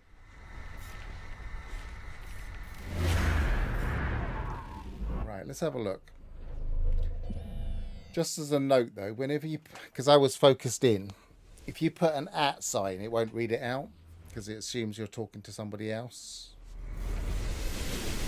So I didn't notice the message. Let's YouTube not receiving.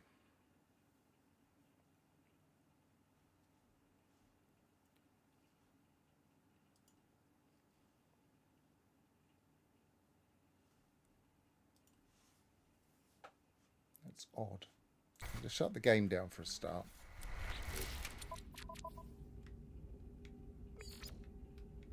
I don't know if you're seeing any of this because it just shows as if it's not receiving at all.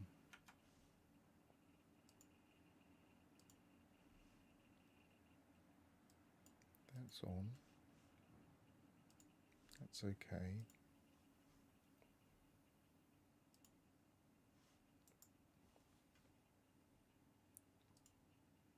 Can you hear me, anybody?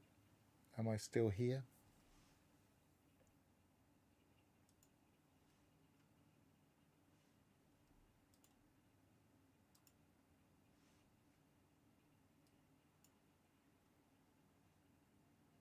It looks like I'm still here.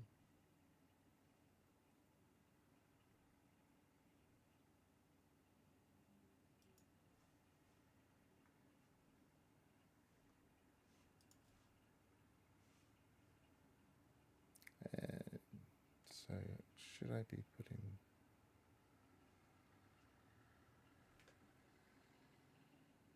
Ignition Rex says, so should I be putting the Pharaoh Hafuklit sign or not, cause I know it wouldn't read it out. I assumed you didn't want tech trouble being read out. Gravnaut says, now the video has resumed. It was like a slideshow for the last 5 minutes or so. That's frustrating. Says, we can hear you. Loud and clear. Ignition Rex says, and the video is looking good. Foof NMS says, I can hear you. Foof. Ignition Rex says, F-O-F-E. YouTube video Foof. compression algo and NMS is so dense, graphically. But that is not something that you'd usually have caused a major problem, just fighting. So I'm just going to go back into the game now. I have a feeling it was more likely because I pulled up a spreadsheet and had extra data on the screen and was confusing the data. I'm confusing the thing. If I turn that off in my thing, because that was still running even though I didn't have it open. It was trying to pick up a source that wasn't there on my OBS. So let's just test. I'll keep an eye on the lag. And I'll just go back into the fight. And I won't complete it, because I did complete it. I think I probably have the...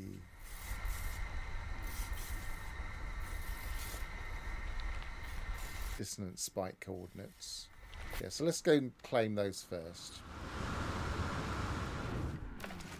And we'll just run the...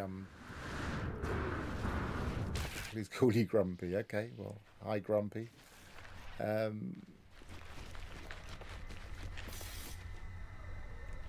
Yeah, to answer the question... Ignition Rex says, Whoops, hang on. you That's need not what a I'm... green bowler hat. That's solved the problem. It's the NVIDIA Hairworks that's causing the issue. Foof NM. Yeah, that's definitely it. LOL. I was trying to click on that. MS says, please call me Grumpy. It sounds like a song. Please call me Grumpy. Don't know why. Graph Naught says, all is good with video and audio at present. Yeah. So yeah, I think it might have been the XL. I was pulling up XL stuff. I didn't close down the source. I shut down the XL document. And I think OBS just said, hang on a minute, where's that thing I was supposed to be showing? I think it just got a bit confused. So I don't think it was the game. But we will test another fight and see what happens in a minute, just to see. Because if you were just watching a slideshow of the fight, then it's not really demonstrating the weapon. Ignition Rex says, grumpy, happy, sad, tall, short, long. All the dwarfs are here, what we need is Snow White.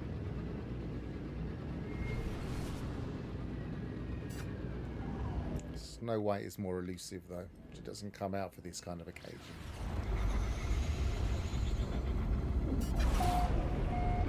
Foof NMS says, good morning from beautiful, hot, humid Florida. It's been hot, humid here, but not humid in the same way, I don't think. But it's lovely today. It's just normal, not humid, 28 degrees maybe at the most. Whereas we've been what we would say was suffering, which was in the mid 30s, 34ish, which yeah, to us is stupidly hot in the UK. We don't have air conditioning. We don't. Well, we do in public places, but. Ignition Rex says, good evening from 44C, New Delhi. Yeah, precisely. I don't like complaining about the heat when I know there are people watching from the subcontinent, because they just laugh at me.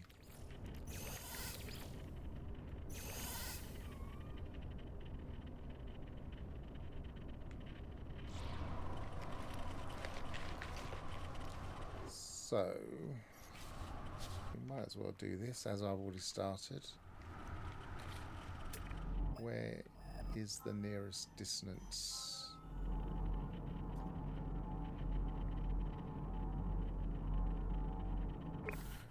Why haven't I got any radiant? Why do I need radiant? Oh, because I've got my other ship. Let's call my other ship in. We can skip the radiant shard bit if we call my ship in.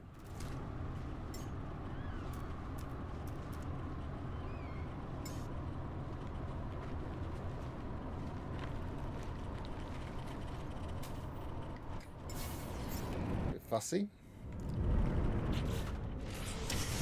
Right. And we can chuck a load of those into my exosuit, get back in this ship. That's what we wanted. Radiation protection.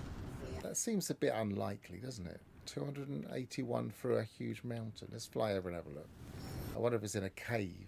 Alphas 195 says, I can bet it's hot and to some degrees humid everywhere. Oh, it's right on top. Or is it? Yes, it is. Hostile scan detected.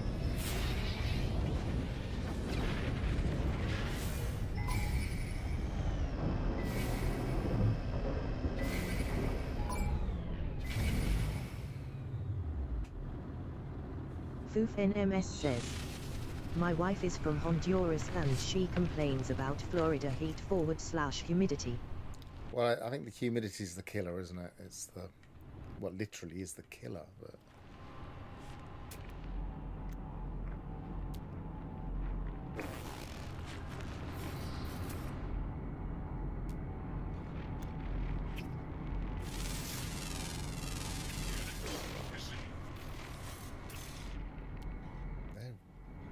They're gonna find me again, aren't they?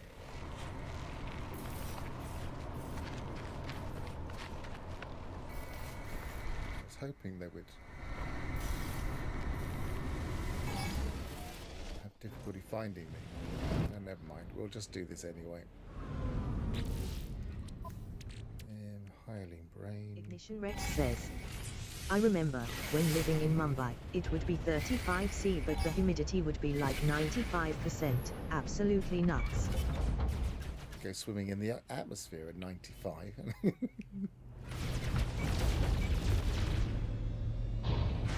Now he's got a green interceptor. No, it's red. No. I'm thinking, why are we in a red interceptor system and he's green?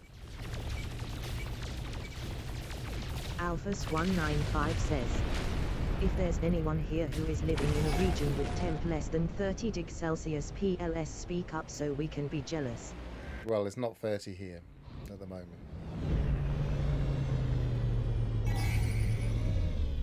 That's the site we were at. Where's the other site?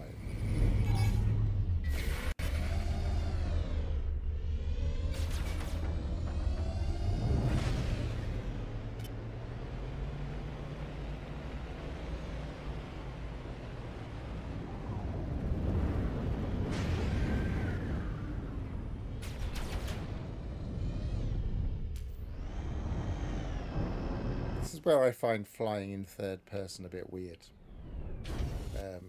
In high mountain areas, it's just something about the way that the ship responds and the view responds. I just get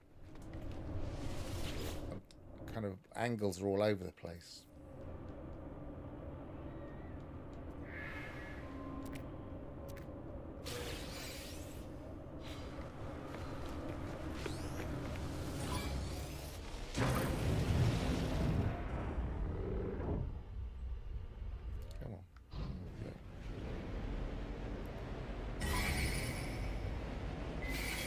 I'm going to get rid of the interceptor before we do that.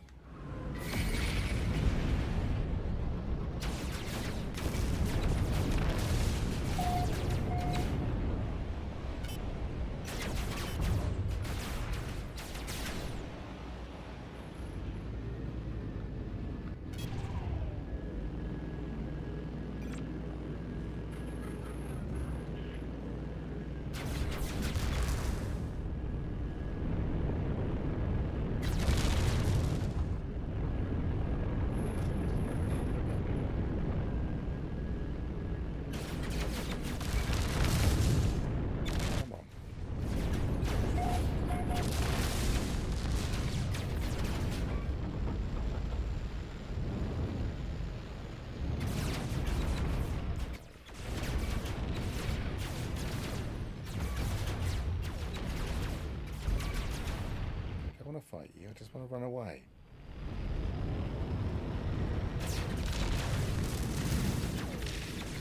I'm not getting up to speed. Not quite sure why. Maybe it's the type of planet, I'm not sure. Let's start again.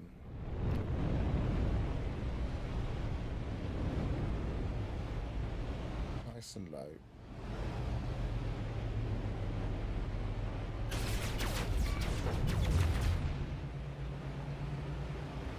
Better.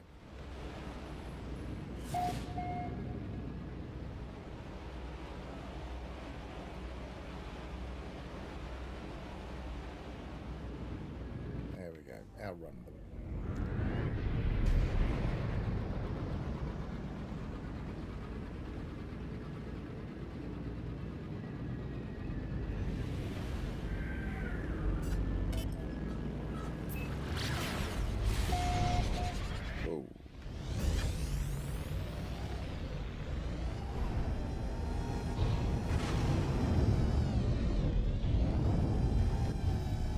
Much more intuitive when I'm in first person view when I'm flying a more agile ship.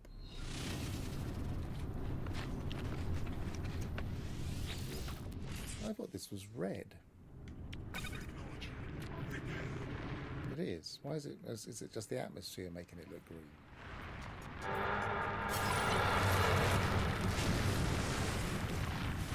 it is. It's just... Okay, let's go and scrap this.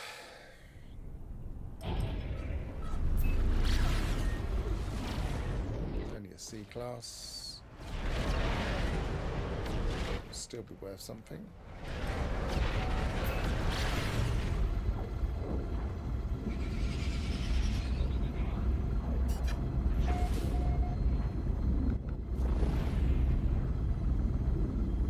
nice design. Let's have a quick look at it before we scrap it.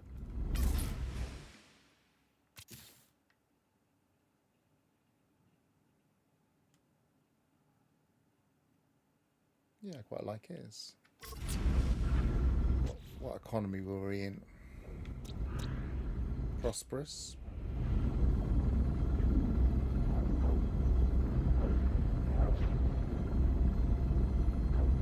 It's not my team colours, of course.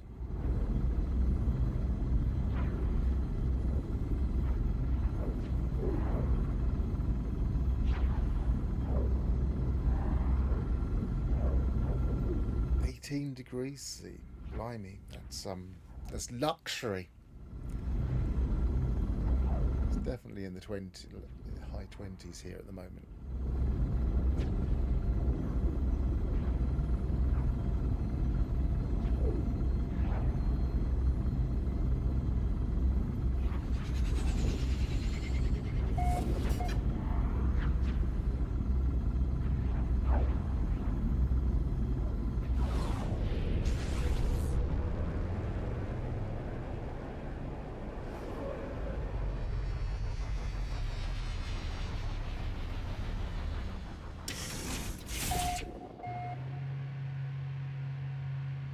Rudik EU2 Ox says, but him from Czechia, so for me is hot here anyway. Fair enough.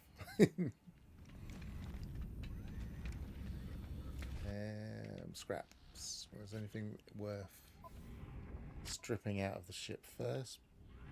Maybe that, but not really. A bit of copper.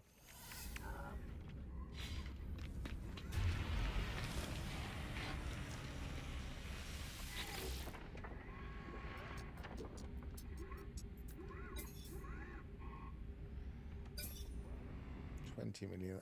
I still think they give us too much money for these. There should be a... When they supposedly reduced it, they were giving us hundreds of millions. But it's still far too much for just a little bit of work, I feel.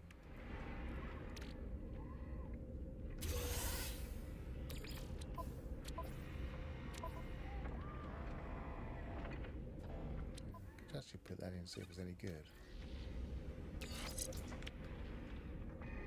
Sprint, I like sprint.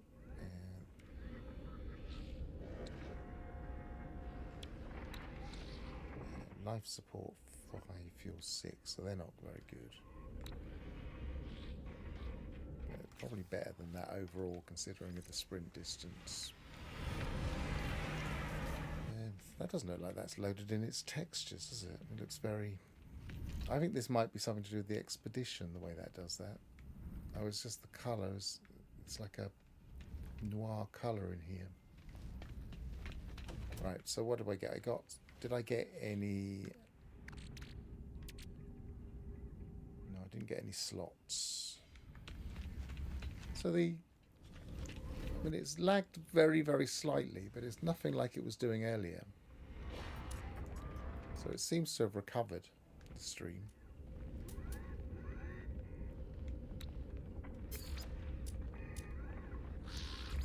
Sacred circuitry.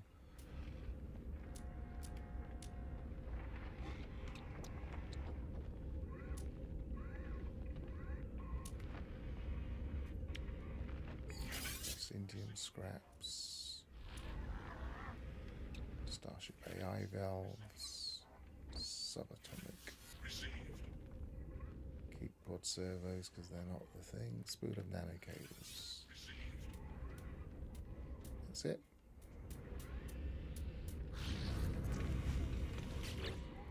Probably got, yeah, I got some C stuff which you can get rid of.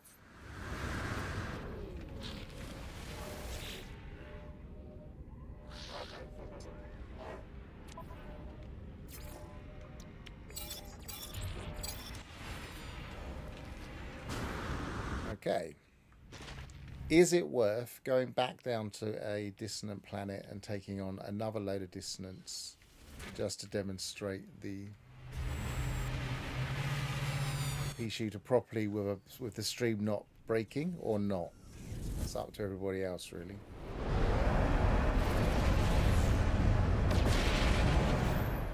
There was a strange planet to fight on. Ignition Rex says, yes. Well, straightforward answer.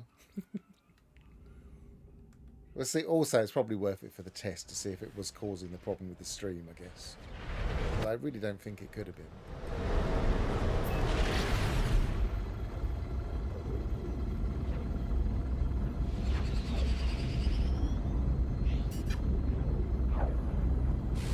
Try and go to the sunnier side.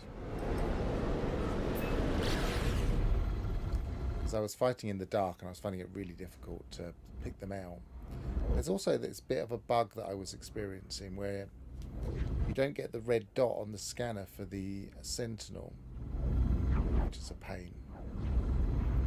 You should at least be able to go into scanner and spot them.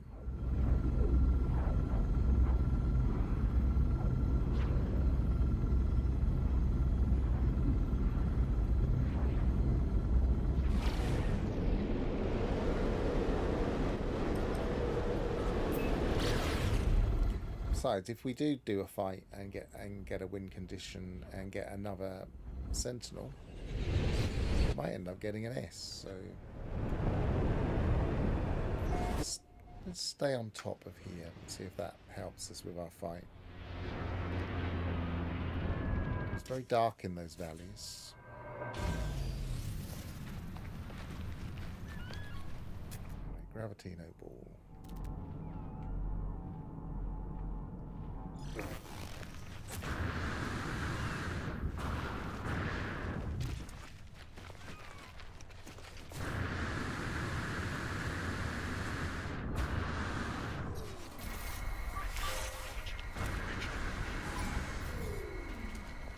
We're on alert already.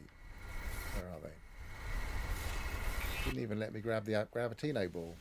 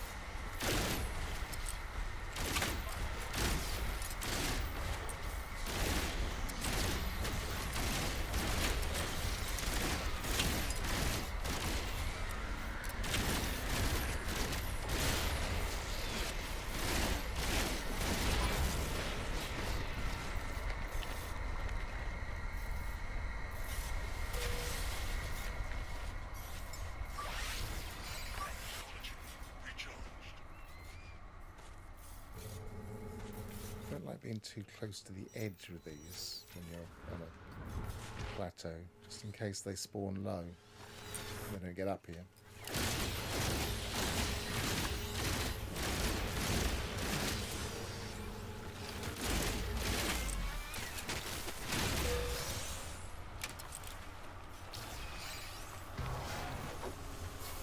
Where are they? There they are.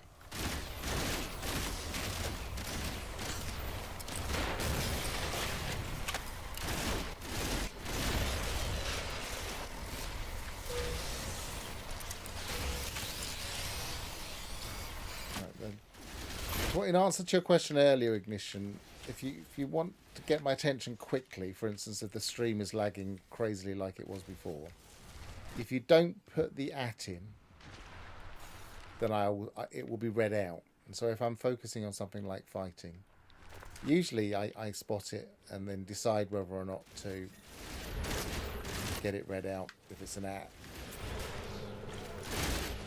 But if you don't put the @ in, it will be read out regardless, and I'll hear it.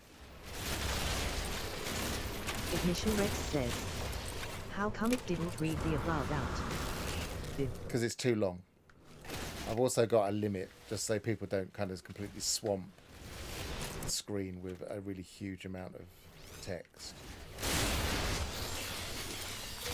Speaking of stories, I was talking to someone. Let me just read that out. I can actually select it. Ignition Rex says, You see, it takes up loads of I space. was talking to someone in stream chat who confused the stories of Red Riding Hood and Robin Hood.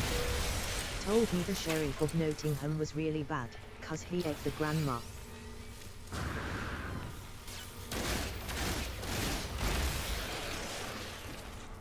I'm confused.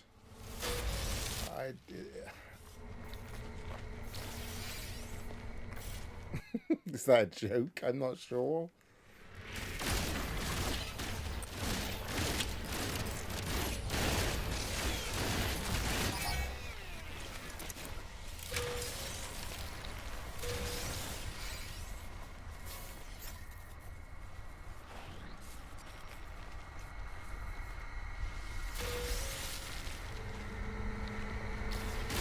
Ignition Rex says, I was talking about Robin Hood.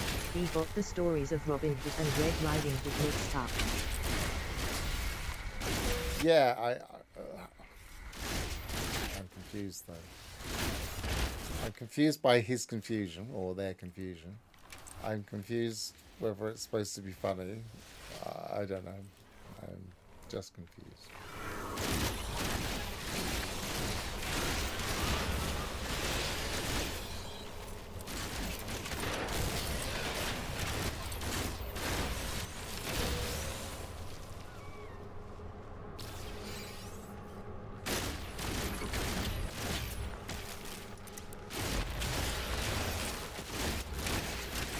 Ignition Rex says, they both had ignorant, got him confused. I laughed till I was red in the face.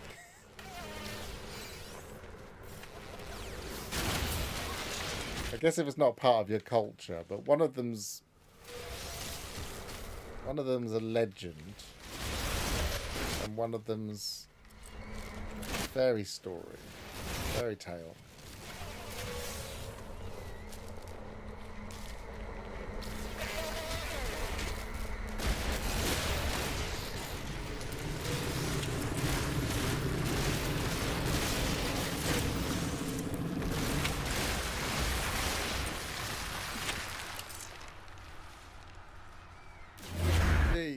That was even quicker. It does help when you can actually see the enemies. In the night time down in that valley, it was so dark, I couldn't see a thing. And it probably helps the stream that you could actually see it and it wasn't a slideshow.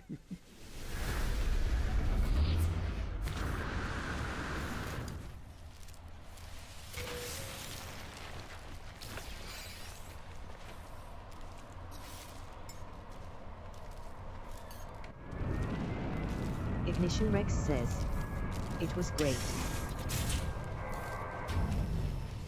So, as I was trying to say when it was a slideshow, apparently, if you like the look of that alien multi-tool, say for instance you're doing this expedition in Sage, and I had the glyphs for it, you would need to get the glyphs, of course. If you watch my previous stream, it mentions the alien multi-tool. It's not the last one, I think it's the time before.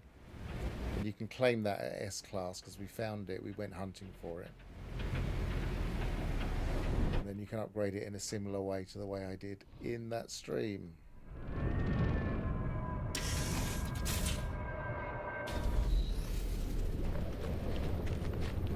And it does make light work of the sentinels. B-Class.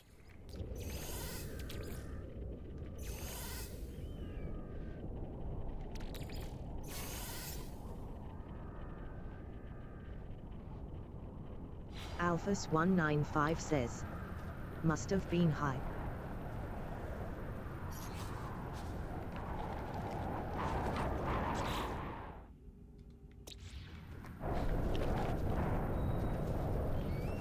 Radiation protection falling. There again.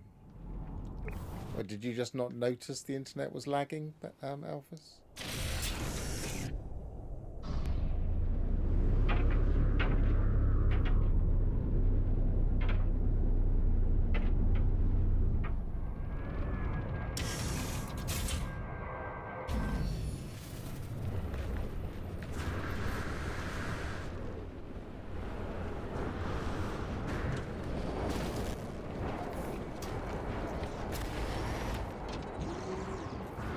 the interesting thing about sentinels is even when you destroy all of the dissonant sentinels, it doesn't give you an option to shut down the sentinels. Look, it respawned, and it's the same thing that's happening to plants.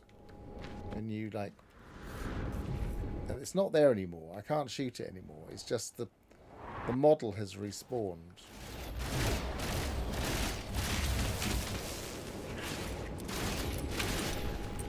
Alphas195 says, I got a call and the stream lagged behind and I forgot. Fair enough.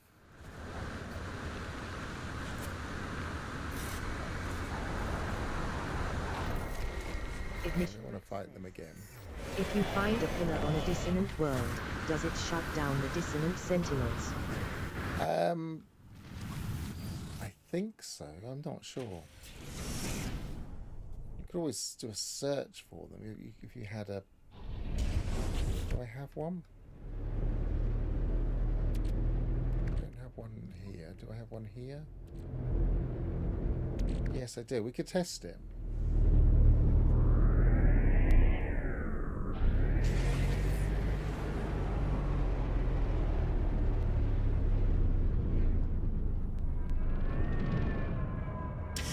At the moment with that respawning bug, who knows what happens, but Graphnort says, yes, it shuts down the corrupted sentinels.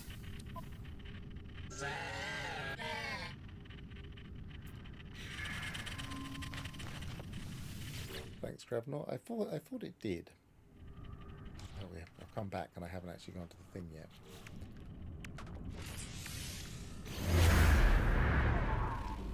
Of course, this method of farming sentinels, of just shooting all of these sentinels and Ignition then Rex says, getting the thing is the least efficient.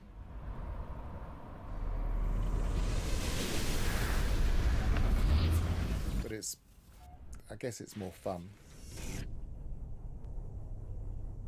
I guess it's one way of farming sentinels, interceptors.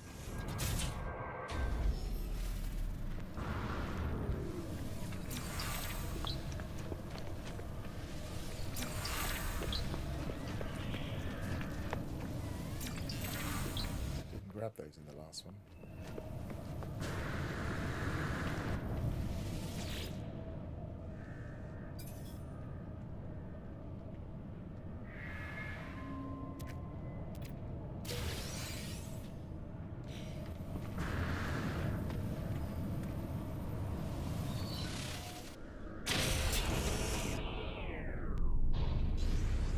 Yeah, so I'm losing 0.1% of frames lost due to rendering lag, so that shouldn't obviously change anything.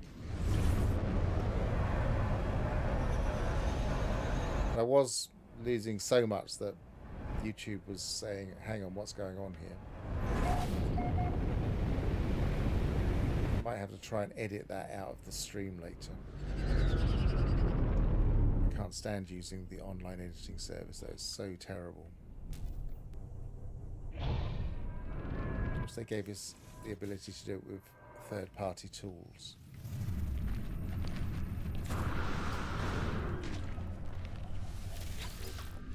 Technology repaired.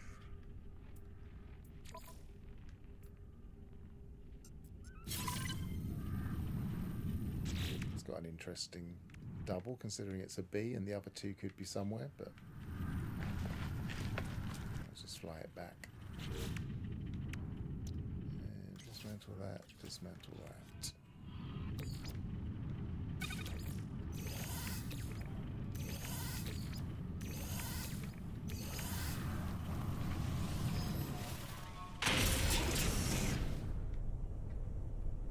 I like the animation, there's kind of Ignition. almost a triple animation. I have a feeling this is a forced virus layout sentinel.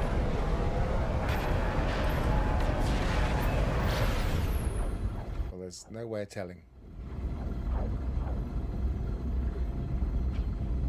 Unless we find the S. I'm not sure if I really want to be searching for another S-class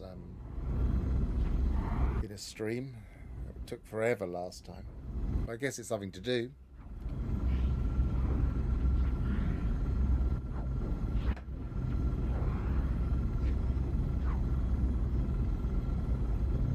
Obviously we could do it a lot more efficiently than we have been here.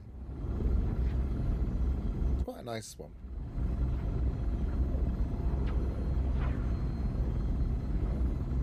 Of course it's got slight reduced visibility from the inside because of those fins.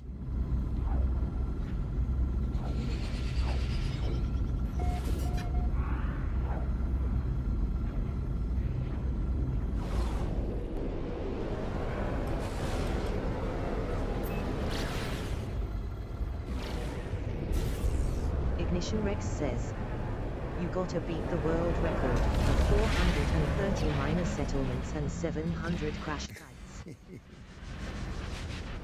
No, I really don't have to beat that record.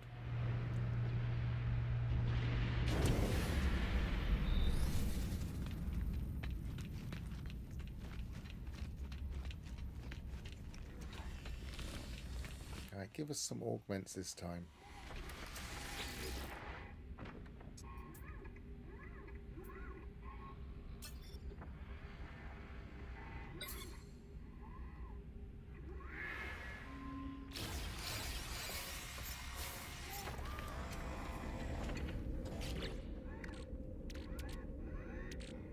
And it didn't.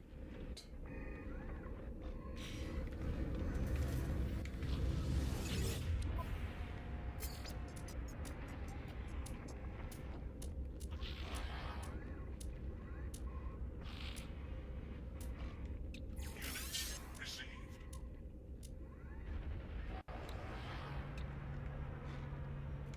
Units received. Units received. Units received. Everything. I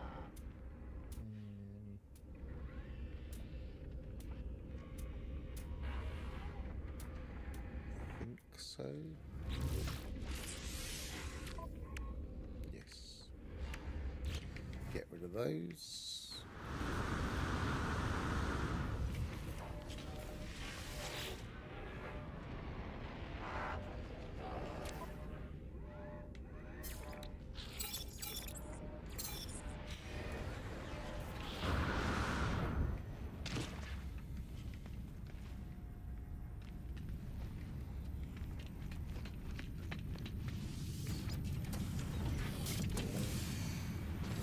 And while I'm here, have I actually...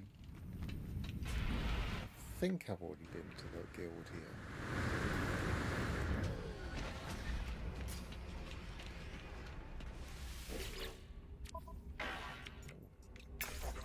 Maybe I haven't.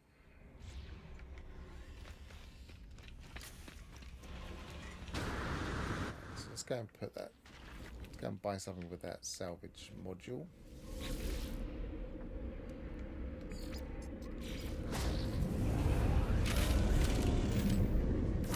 Ignition Rex says, Pharaoh have Euclid sent you a DM about the Steam summer sale. Cyberpunk 2077 is £14 and 99 pence. Yes, I did notice that it was a very convenient price for my £15 in my wallet. I mean, always in two minds about whether to buy Cyberpunk or not. I mean, the genre of Cyberpunk is good. I like the genre. I don't know if I like the idea of playing a game in that genre. And it's like an open world. I mean, I like the graphics of it. They've certainly improved the graphics a lot, and it would look good on my system.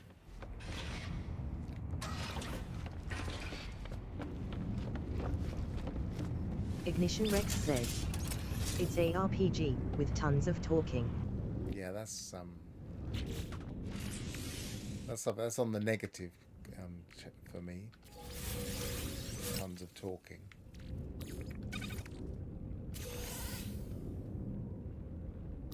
I might check that out later. But yeah, I do have this £15 because when I bought my Steam Ignition Rex controller says, and I put 100 in, graphics, you say? It will look freaking amazing on your system. probably. Showcase of NVIDIA RTX tech. Let's try this in the storage container as well for now. Oh, and one other Ignition thing. Rex says, what? Pharaoh, you don't like being called a hermano. And bring your tunes.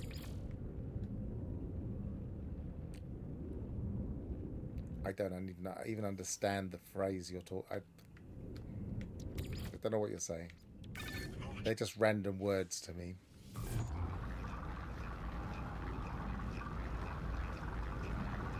Ignition Rex says, that's Spanish for brother and firend. Firend. Ignition Rex says, or close enough. No bad words. Fair enough.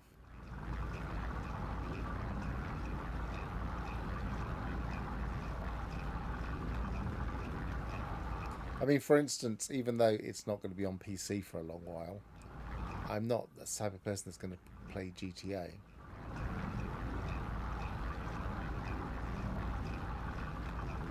But it was a bit weird, the controversy over the pricing structure of GTA. I'm not quite sure if it's that controversial. I think most people assumed it was going to be a lot more expensive. And yes, there is kind of that temptation to buy the extras and therefore make it more expensive, but people don't have to. So yeah, I mean, I guess it depends how it plays out in the game, but it didn't seem controversial to me. I think people were just desperate to make content. Yeah, I thought GTA 6 would be $120. I don't think it'd be that much, but a lot of people thought it might be 100.